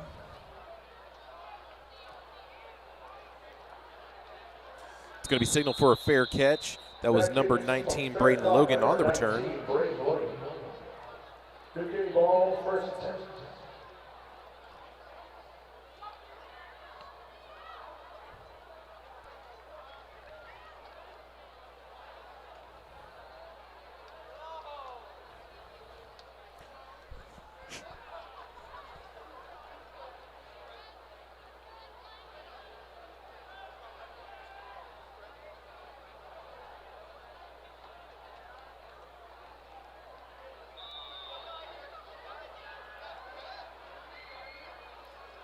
New Caney offense, split back formation, Price in the middle.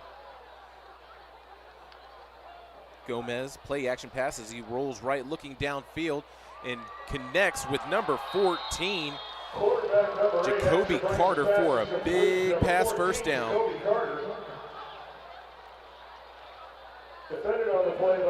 That'll be the 8th first down tonight for New Caney. They're back in College Park territory.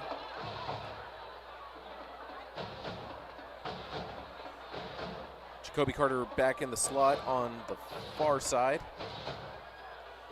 As they hand it off to Johnson as he tries to stretch and turn the corner.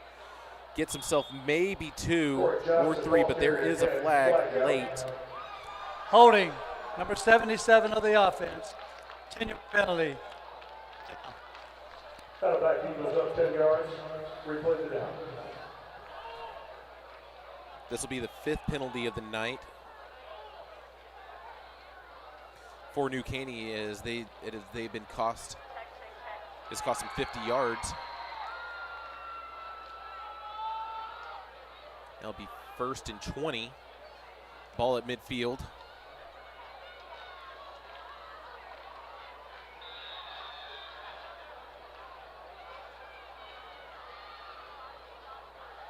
Price gets a snap. Quick pass to the sideline. There's a stutter step from Logan. Price's pass is complete to number 19, Braden Logan. Flag on the play. There is a flag on the play late. Most likely is going to be An unnecessary roughness call for a late hit into the sideline. Yeah, they threw the flag right by the 50 and it went out of bounds.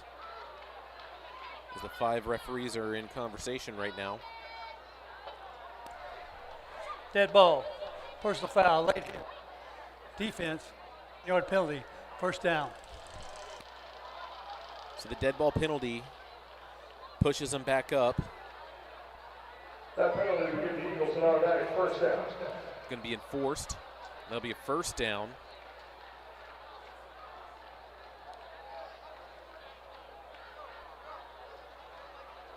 They're going to spot it. Looks to be maybe around the 31, 32.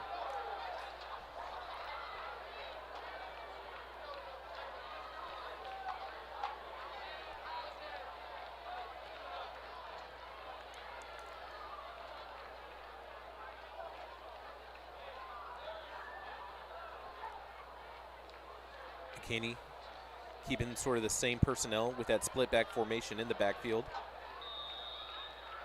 They're riding with Gomez and Johnson.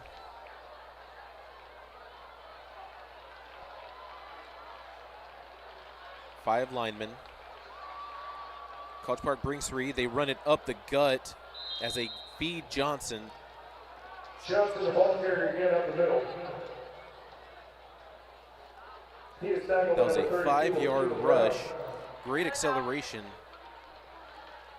from the sophomore running back. And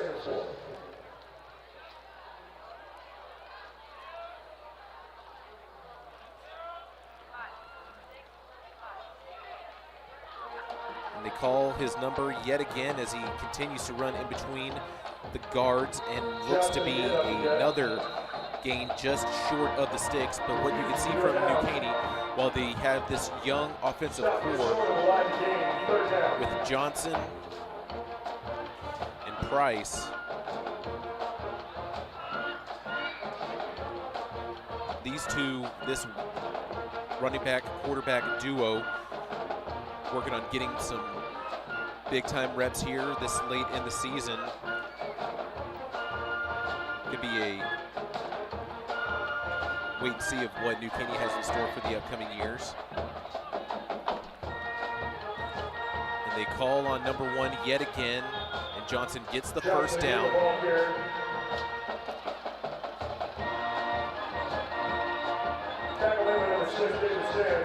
This pretty much has been what New Caney has been able to do, especially once they get into College Park territory near the red zone.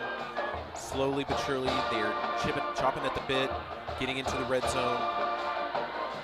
They did attempt a field goal, a 30-yarder earlier, and it was no good as they give the ball to Gomez as he sweeps right for a short gain. He is tackled by number 20, Noah Dublo.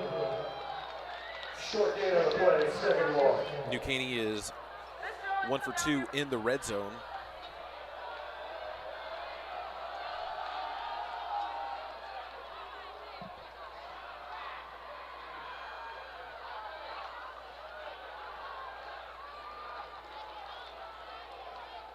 Price, play action, rolls left, does that turnaround as it's going to be a wheel route that was intended for Johnson, but is now going to be an incomplete pass. Price's pass intended. Noah Dinubilo was right there on the coverage. For number 1, Corey Johnson, falls incomplete. Couldn't really see where Johnson really was. All I saw was number 20 very good coverage on my screen. Now it's going to be 3rd and 9, 2:15 left here in the third.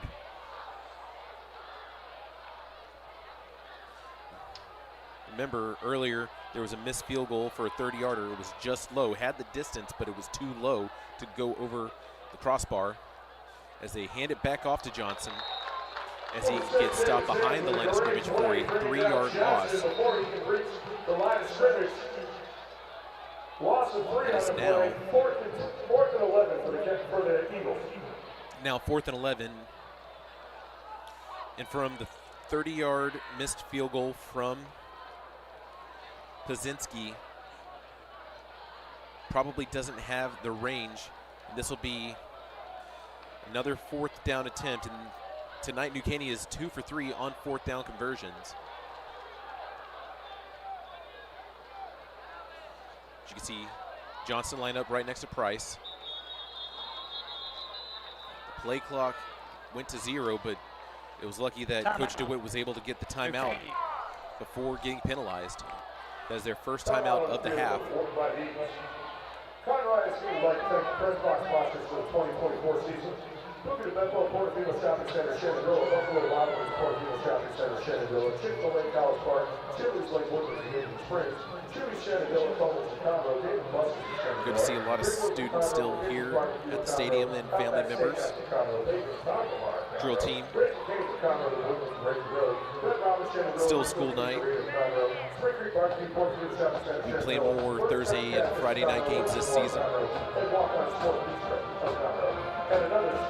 Haven't had any Saturday games this year or this season at all.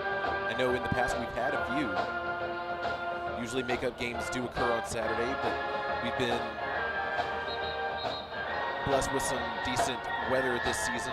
Not too much rain following Hurricane Beryl. The only unfortunate thing is it hadn't had that real true fall weather. You want to just go out feeling a little uncommon. As Price rolls right, looking downfield, he's going to get stuffed. The ball comes out, it's a fumble, and it's going to be trying to get picked up. Instead, it's fallen on, and that was 94, Esteban Asong. He fumbles the ball, and it is recovered by number 94. You know that Esteban Asong was trying to scoop and score there. You see a defensive lineman have an opportunity to get in the end zone. You know, majority of the time your coaches are telling you, you need a drop on the ball. But right here, he evades a sack, it's a strip sack, fumble, and there's Asong trying to pick it up and instead decides to fall on it. But you know that junior was one that scoop and score. All he could see was pay dirt. No one was in front of him. Following the turnover, it's going to be a handoff to a goalie as he tiptoes his way out of bounds. I don't know, you could say that a goalie's got some twinkle toes on that run.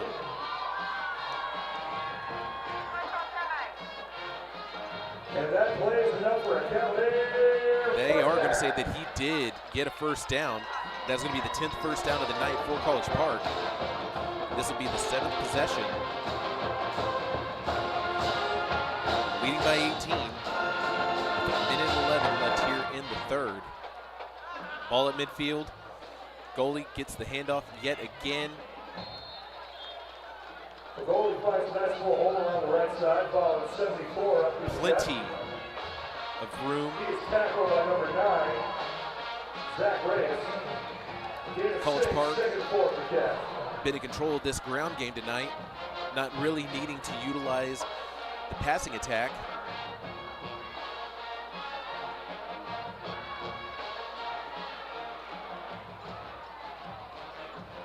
Would be nice to see if Hughes could hit the 2,000-yard passing milestone tonight.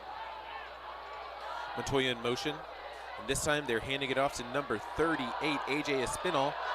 And he's still moving. And they're going to say he's tackled right outside. No, he gets in the red zone now. That was a 24-yard run as a sophomore just powering through some defenders. As you can see, he's even trucking them from the replay.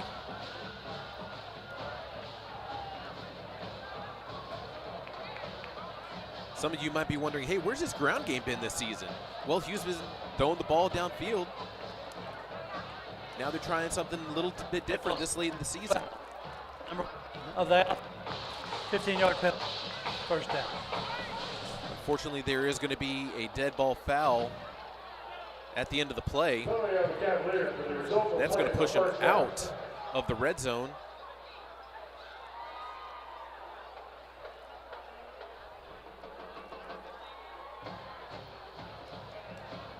That penalty was late as College Park was lining up, and then Our head referee called the penalty for the dead ball and sportsmanlike foul. Goalie lined up to the right of Hughes. Stiles, Rashall, and Young on the near side.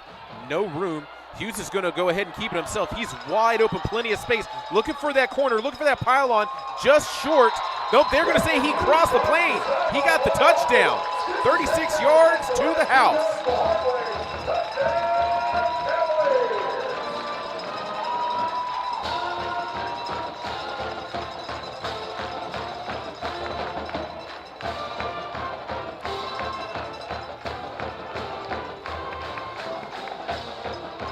That's going to be Camden Hughes' 5th rushing touchdown this season.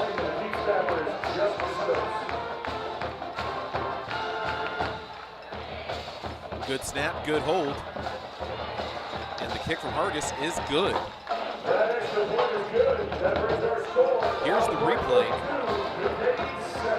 Plenty of time in the pocket, but it collapses as he steps up, not looking for anybody, sees the open in downfield, continues to run, and trucks itself through a defender and is in the end zone.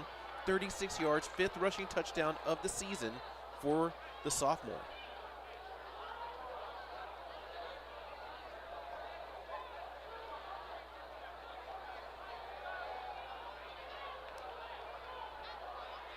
Now it's 32-7, 10 seconds left here in the third.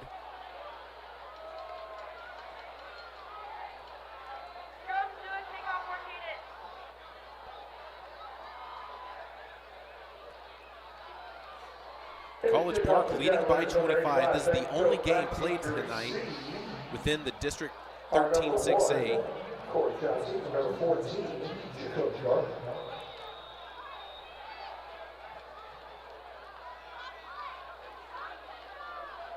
The other 3 games I'll share following the kickoff.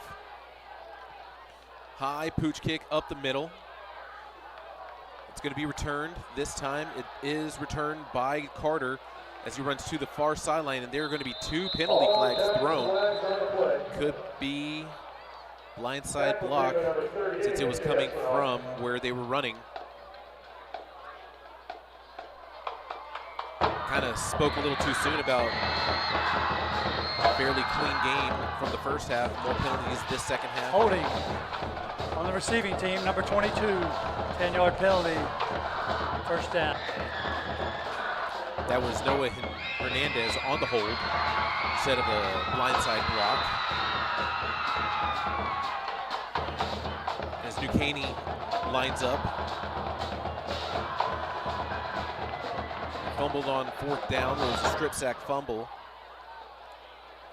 3 seconds left here in the third.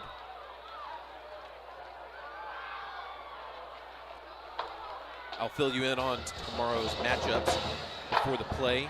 This will be the last play of the quarter. Levi head goes in motion. Price checks down over to Johnson. That's going to be it for the third quarter. College Park leading into the fourth by 25, 32-7 over New Caney.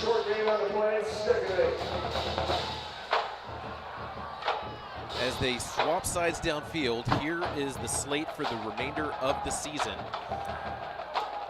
Willis won last week to clinch first place spot, being undefeated in the district, and they are on a bye this week. They played 10 straight weeks. Tomorrow night, you're going to see Oak Ridge visit the Woodlands for the Woodlands' final home game here at Woodforest Bank Stadium. And then Conroe will be going on the road to Cleveland to face off against the Indians. And Grand Oaks will be on the road up north at Moorhead Stadium as Caney Creek, with their gritty, tough offense,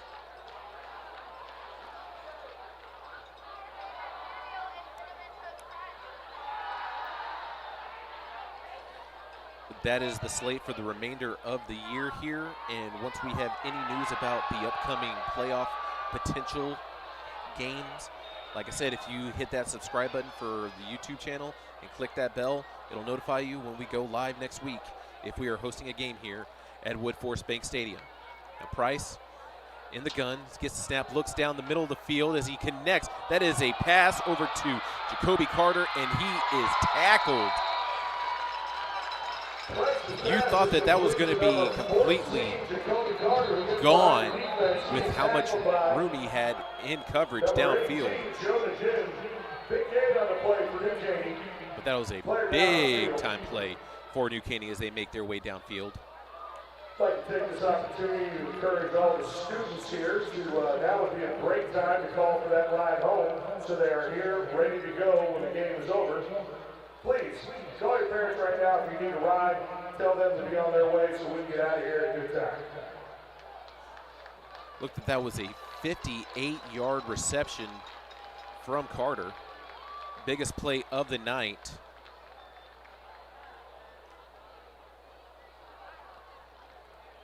Which could have been a touchdown, but was saved by defensive back number 19, Palmer Robridge, the senior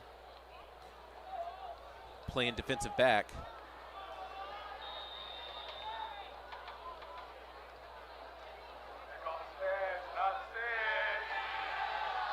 Actually, I'm sorry, that was number 18, Jonah Den, the junior defensive back for College Park. There's going to be a timeout called from College Park. Timeout. College.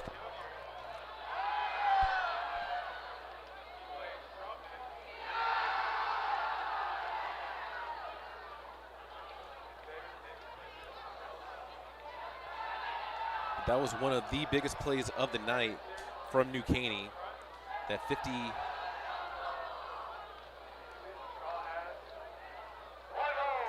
56-yarder. I'm sorry, 54.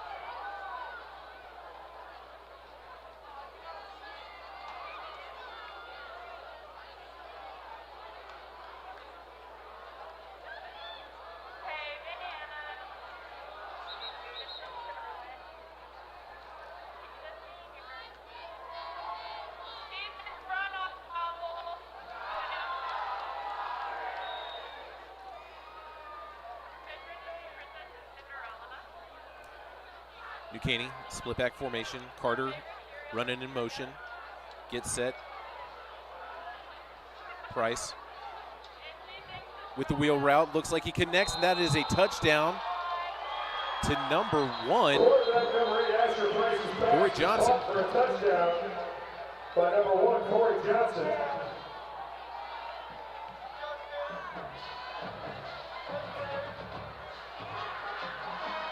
The route was ran perfectly from Johnson, and great ball placement from Price, throwing in front of Johnson where you saw the coverage was tight, but New Caney able to get a touchdown.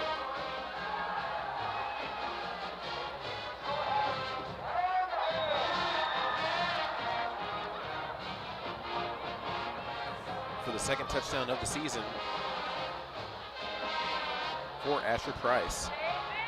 As they go for 2, Price rolls right as he directs, but it's going to be an interception, and who is, of course it is. It's Beltran. And Beltran's still moving, trying to get into the second level. He's going to start running to the opposite end of the field. He's at midfield, still getting past defenders. Almost got the 2-point conversion. Telling you, the most electric man in special teams, Marco Beltran. He intercepts, he returns punts. So, 2-point conversion, no good. That brings our score to College Park. It's like a human highlight reel. What else can you say about this kid? Watch, then he cuts back.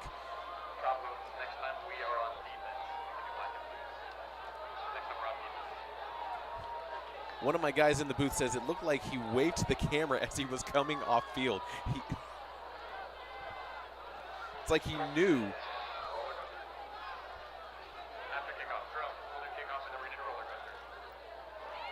Yep, there it was. Say hi, Mom. Receives for the Cavaliers is number 80, Jake Connerberger, number 7, Clint Shaw, and number 0, Trent Thomas II. Oh, hi, Mark.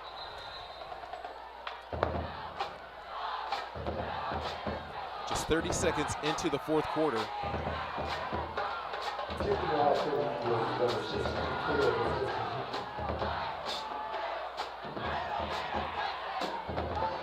College Park leading by 19, score 32-13. New Caney has recovered an onside kick earlier. They even attempted another onside kick at the second half. Coach DeWitt being very aggressive. And here comes another onside kick, and it is recovered from College Park at midfield.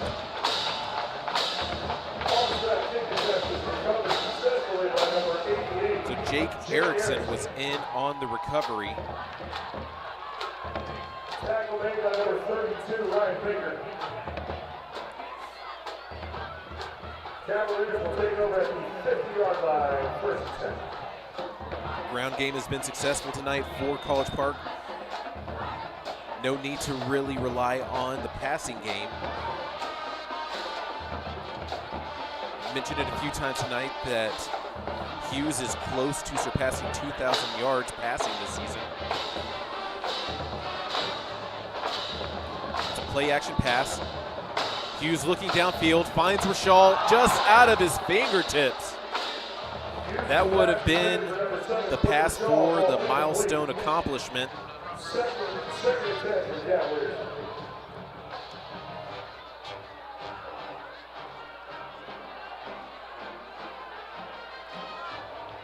Just a reminder that Clint Rashal has 1,250 receiving yards coming into tonight's game, 41 receptions and 14 touchdowns.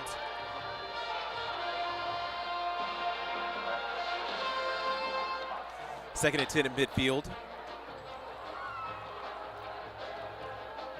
It's going to be another quarterback keeper as Hughes slides for the first down.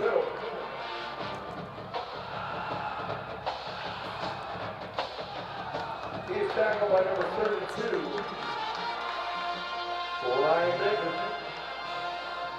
College Park taking their time, trying to eat up as much clock. Lining up with 4 wide receivers. If you look at the far side, there's going to be Rashal, then Styles. Styles in motion. It's going to be a pitch, jet sweep to Styles. He has plenty of room as he continues to get himself away from defenders as he crosses the plane. He's in for a touchdown, 39 yards. Styling and profiling, that is his name, Jordan Styles.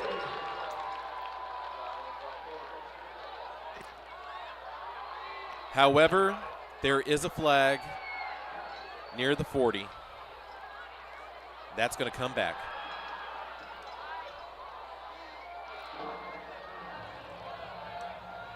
There was a flag on the play. That's going to bring the ball back.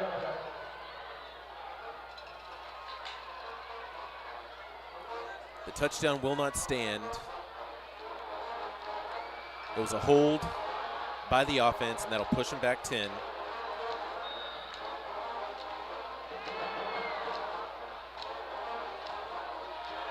First and 20 at midfield.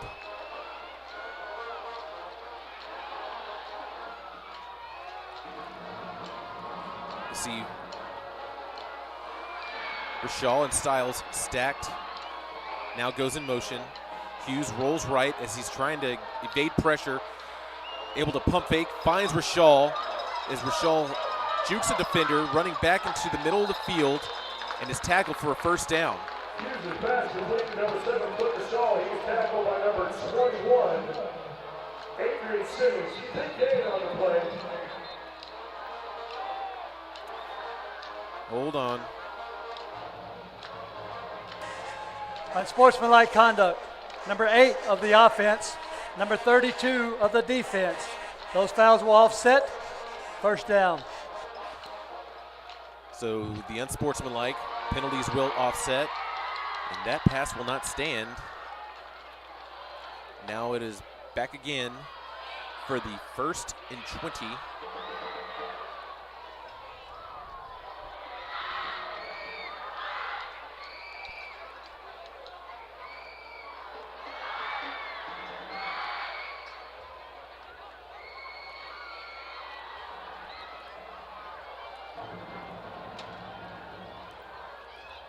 Ball still at the 49, 1st and 20.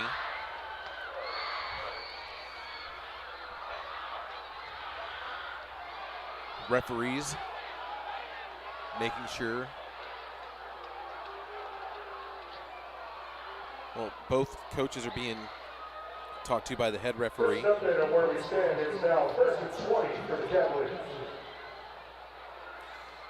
Probably issuing warnings to the coaches and explaining the unsportsmanlike conducts. They didn't say that there were any warnings for the players that were announced. And our head referee is going to pick up the flag now.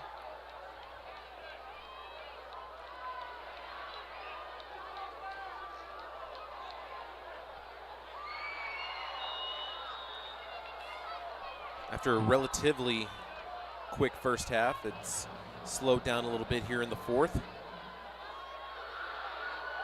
You see Tate Chwana go in motion. It's going to be a screen pass that is returned and caught.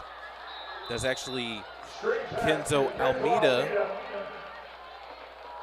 Makes his way maybe 12. No, they're going to say he got... No, that was a 14-yard reception. Brings up 2nd and 6 for the Cavaliers. Plenty of time. Great blocking from his offensive line. It's now 2nd and 6 with under 10 minutes left in regulation. New Caney bringing 3. Almost looking downfield. Looking for Rashal. It's going to be incomplete pass, but I saw that number 9, Zach Reyes, was coming for Hughes. It's a good block pickup in the backfield on the blind side. Lucky enough, Hughes was able to hear those footsteps as he rolled to the right.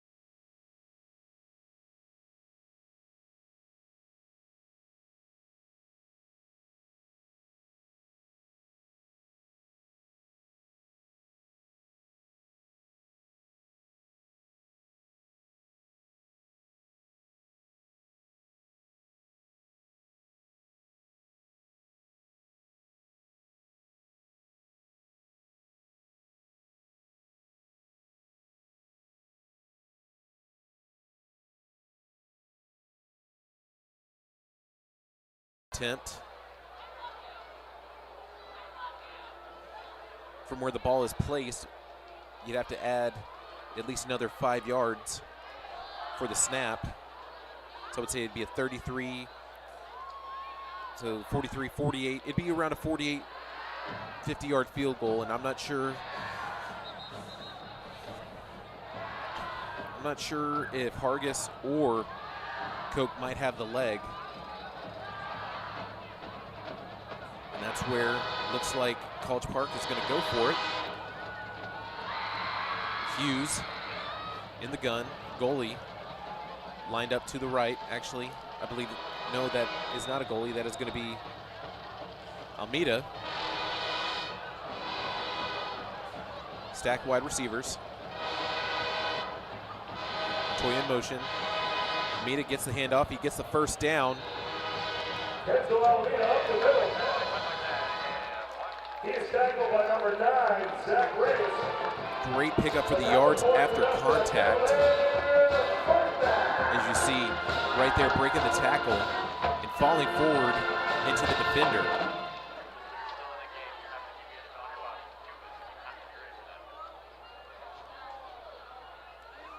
Game clock right at 8:20.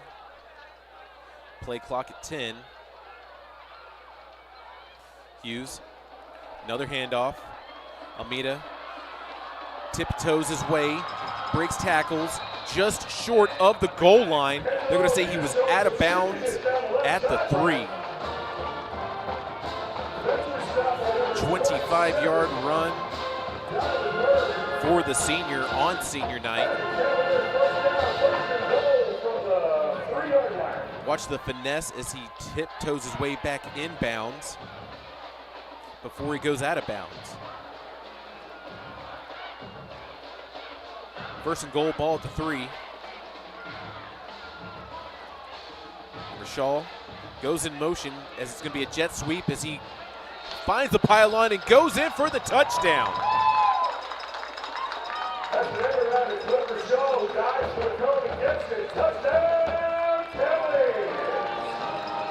So Rashal gets a 3-yard touchdown.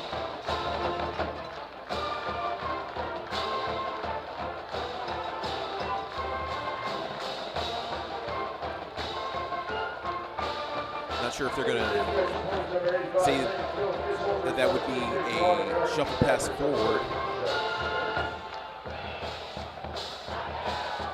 or if they would score this as a run, but the extra point is good. Let's check out that replay. It's College Park extending their lead 39-13. Here in the red zone, you see Rashal in motion, pitch forward as he turns the corner wide and dives for the pylon.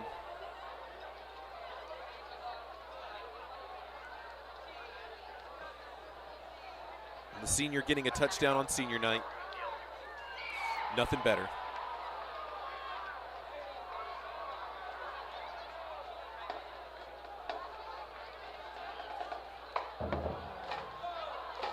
So your offensive playmakers, Jaden Agoli, Kenzo Almeida, and Clint Rashal all have touchdowns tonight on senior night. 3 seniors. Seeing if they can get Javonis Young in the mix as well. As College Park is leading 39-13.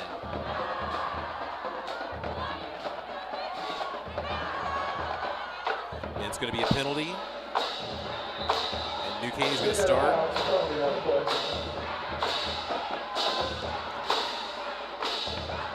At the 30. College Park has been penalized for over 70 yards tonight. Kick out of bounds by the kicking team.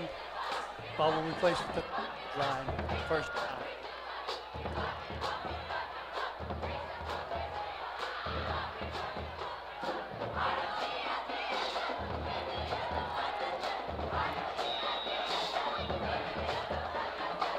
College Park leading by 26. Both teams have scored for a combined 52 points tonight.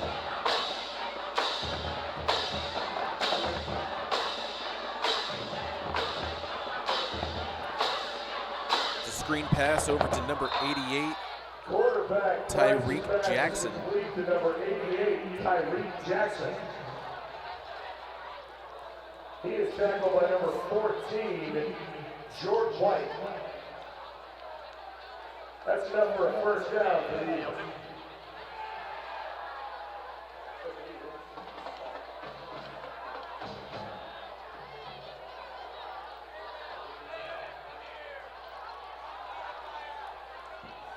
Price, play action, throws across his body as he finds his receiver.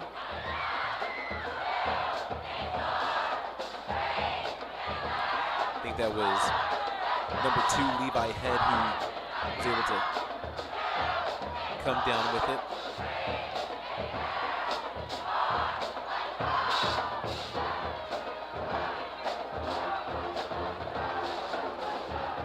Caney lining up with 4 wide receivers. Jacoby Carter in the slot on the near side. Johnson in the backfield. Price rolls right, looks downfield, and Jacoby Carter with the pass, but he does fumble the ball, and it is recovered. And who is it? Of course it is Marco Beltran, and he's going to try to return it, and that is going to be a second return touchdown tonight.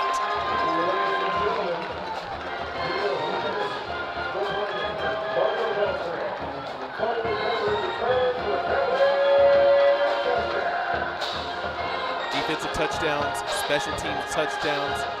Beltran can do it all.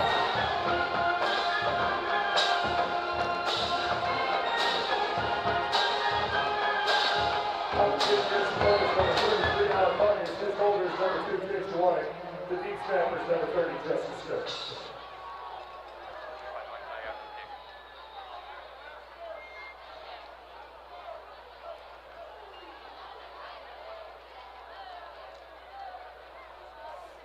College Park.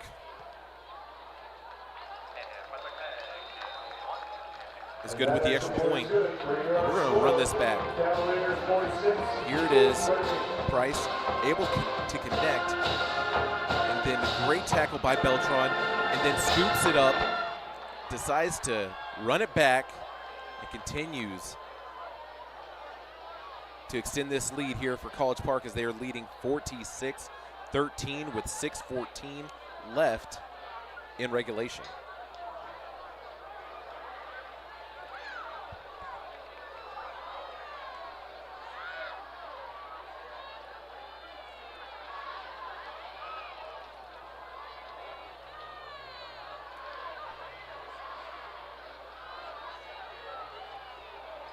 Now Marco Beltran, for those of you watching at home, he is a junior.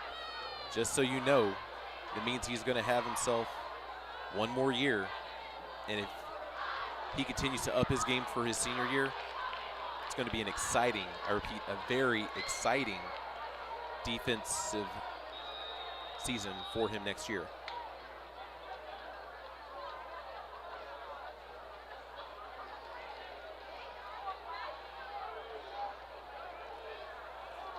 Hargis. I'm sorry. Coke kicks it off. It's going to be returned from Carter. He was trying to go the opposite end of the sideline. He was trying to go sideline to sideline, but Tim Thomas was there, the senior defensive back, making plays on special teams.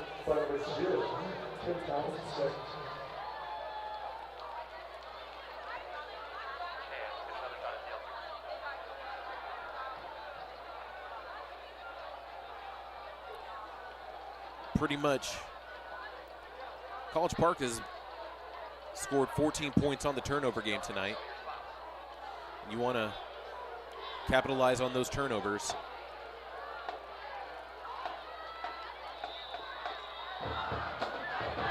And it looks like after that, the night is going to be over for Camden Hughes.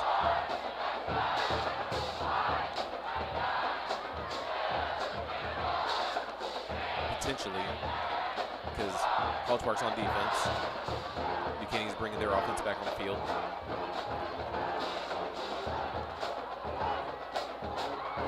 Now hand off to Johnson. He's able to cut back and run into the second level and now gets a first down.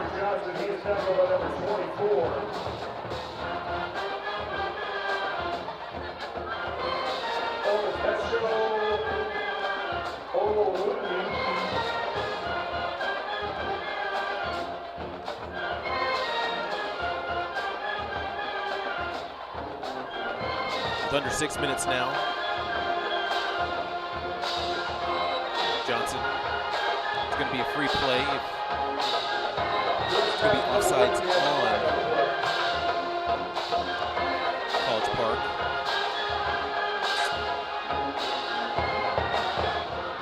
Penalty. Replay first down.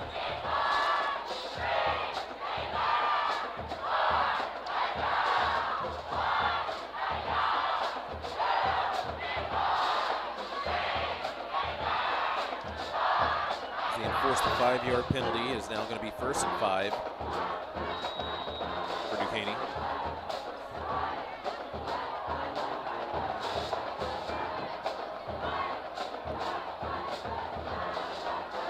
There going back to a wildcat formation. Johnson's going to keep it again as he runs between the guards. He gets himself another first down. That's enough for an Eagle first down. He is tackled by number 15, Jasper Bolton.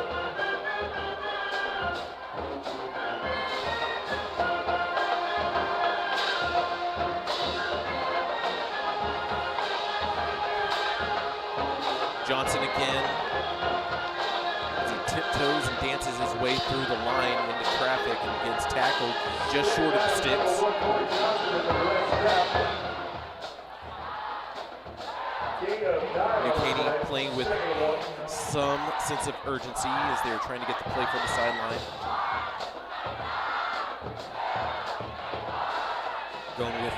Continuing to go with the Wildcat offense.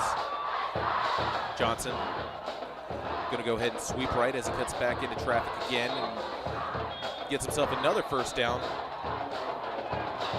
Johnson again, the ball carrier.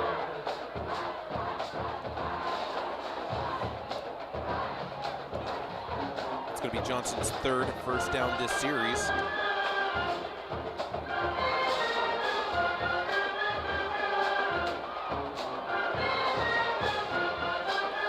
Caney has one timeout left. Play clock at 15.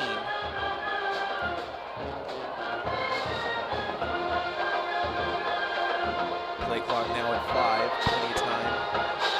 Johnson fakes the handoff and keeps it for himself.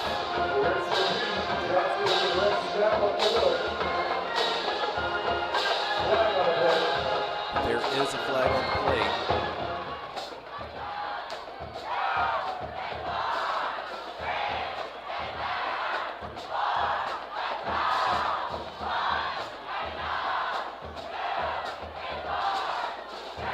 Still waiting. The referees conversing in between the scenes. Dead ball. Personal foul, number 72 of the offense. 15-yard penalty.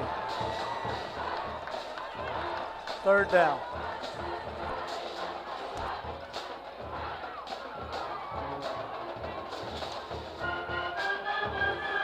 So the dead ball foul will push him back 15 for the unsportsmanlike.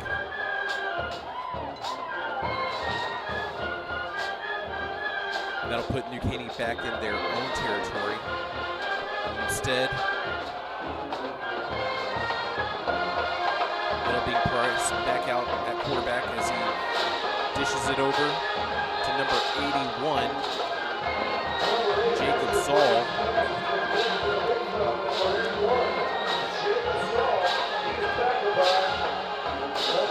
It's all good, man. You get those extra yards. And it's going to be a 2nd and 12 following the 9-yard reception as they give it to Johnson again, and he continues to run through the heart of this College Park defense. And this will bring up another 3rd down. Tonight, New Caney has been 20% on 3rd down conversion, but have been 66% on 4th down conversions. Low pass, quick pass over. It's out of the hands of Carter, and now we'll bring up 4th down. And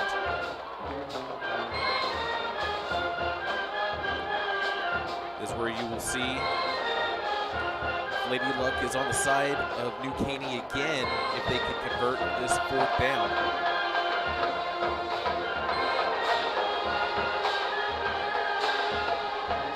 And you can hear this College Park band still playing their hearts out,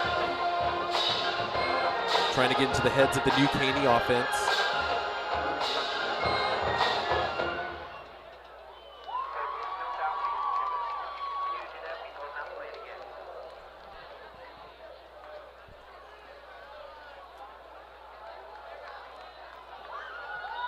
Apparently that was 4th down and I missed it. Turnover on downs, can't play ball. Yeah, apparently they did not have the sticks correct. That actually was 4th down, and now is going to be a turnover on downs. Sorry for those at home. So turnover on downs now.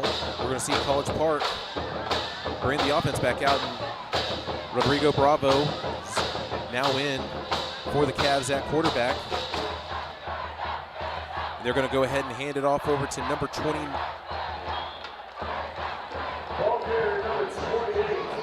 Yeah, it was number 28, Makai Dixon.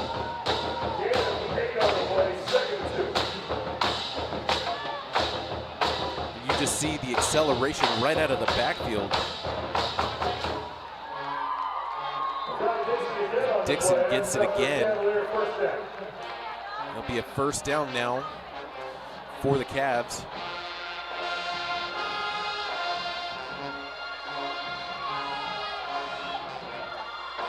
So Makai Dixon on the counter as he continues to be turning his legs. Those yards after contact just short of the marker.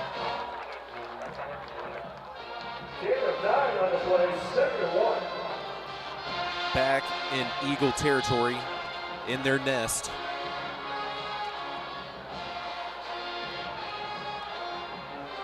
College Park.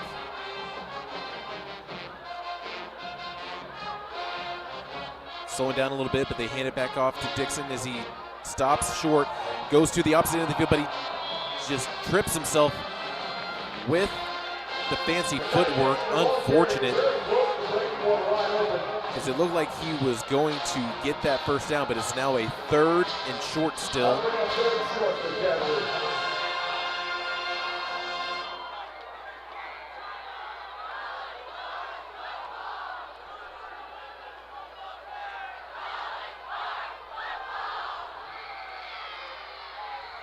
He called Dixon again. He finds himself a seam.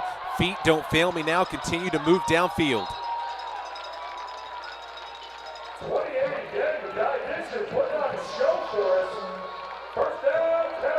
And here it is. The acceleration slips his way through and continues to move downfield. And I'm telling you, this College Park run game has been quite a show tonight. We've had defensive touchdowns, we've had special teams touchdowns, we've had offensive touchdowns. Three facets of this game on College Park, all executing tonight here at the bank. Bravo hands it off. That is to number 42, Blake Jones. And we are now under 25 left in the game. It's at 20 seconds left. Could be their College Park doing the smart thing.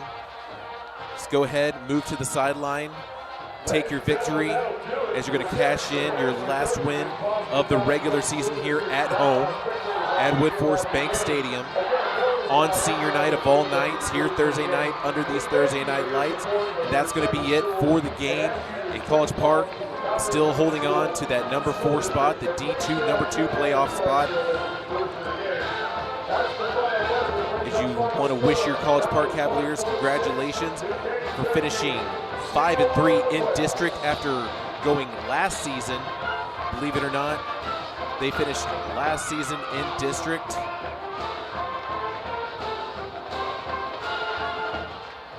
Trying to roll back. They were 4-4 in district last year.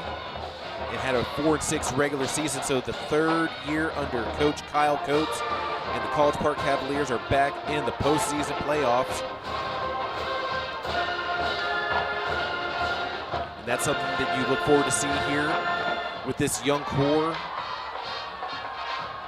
at Camden Hughes under center.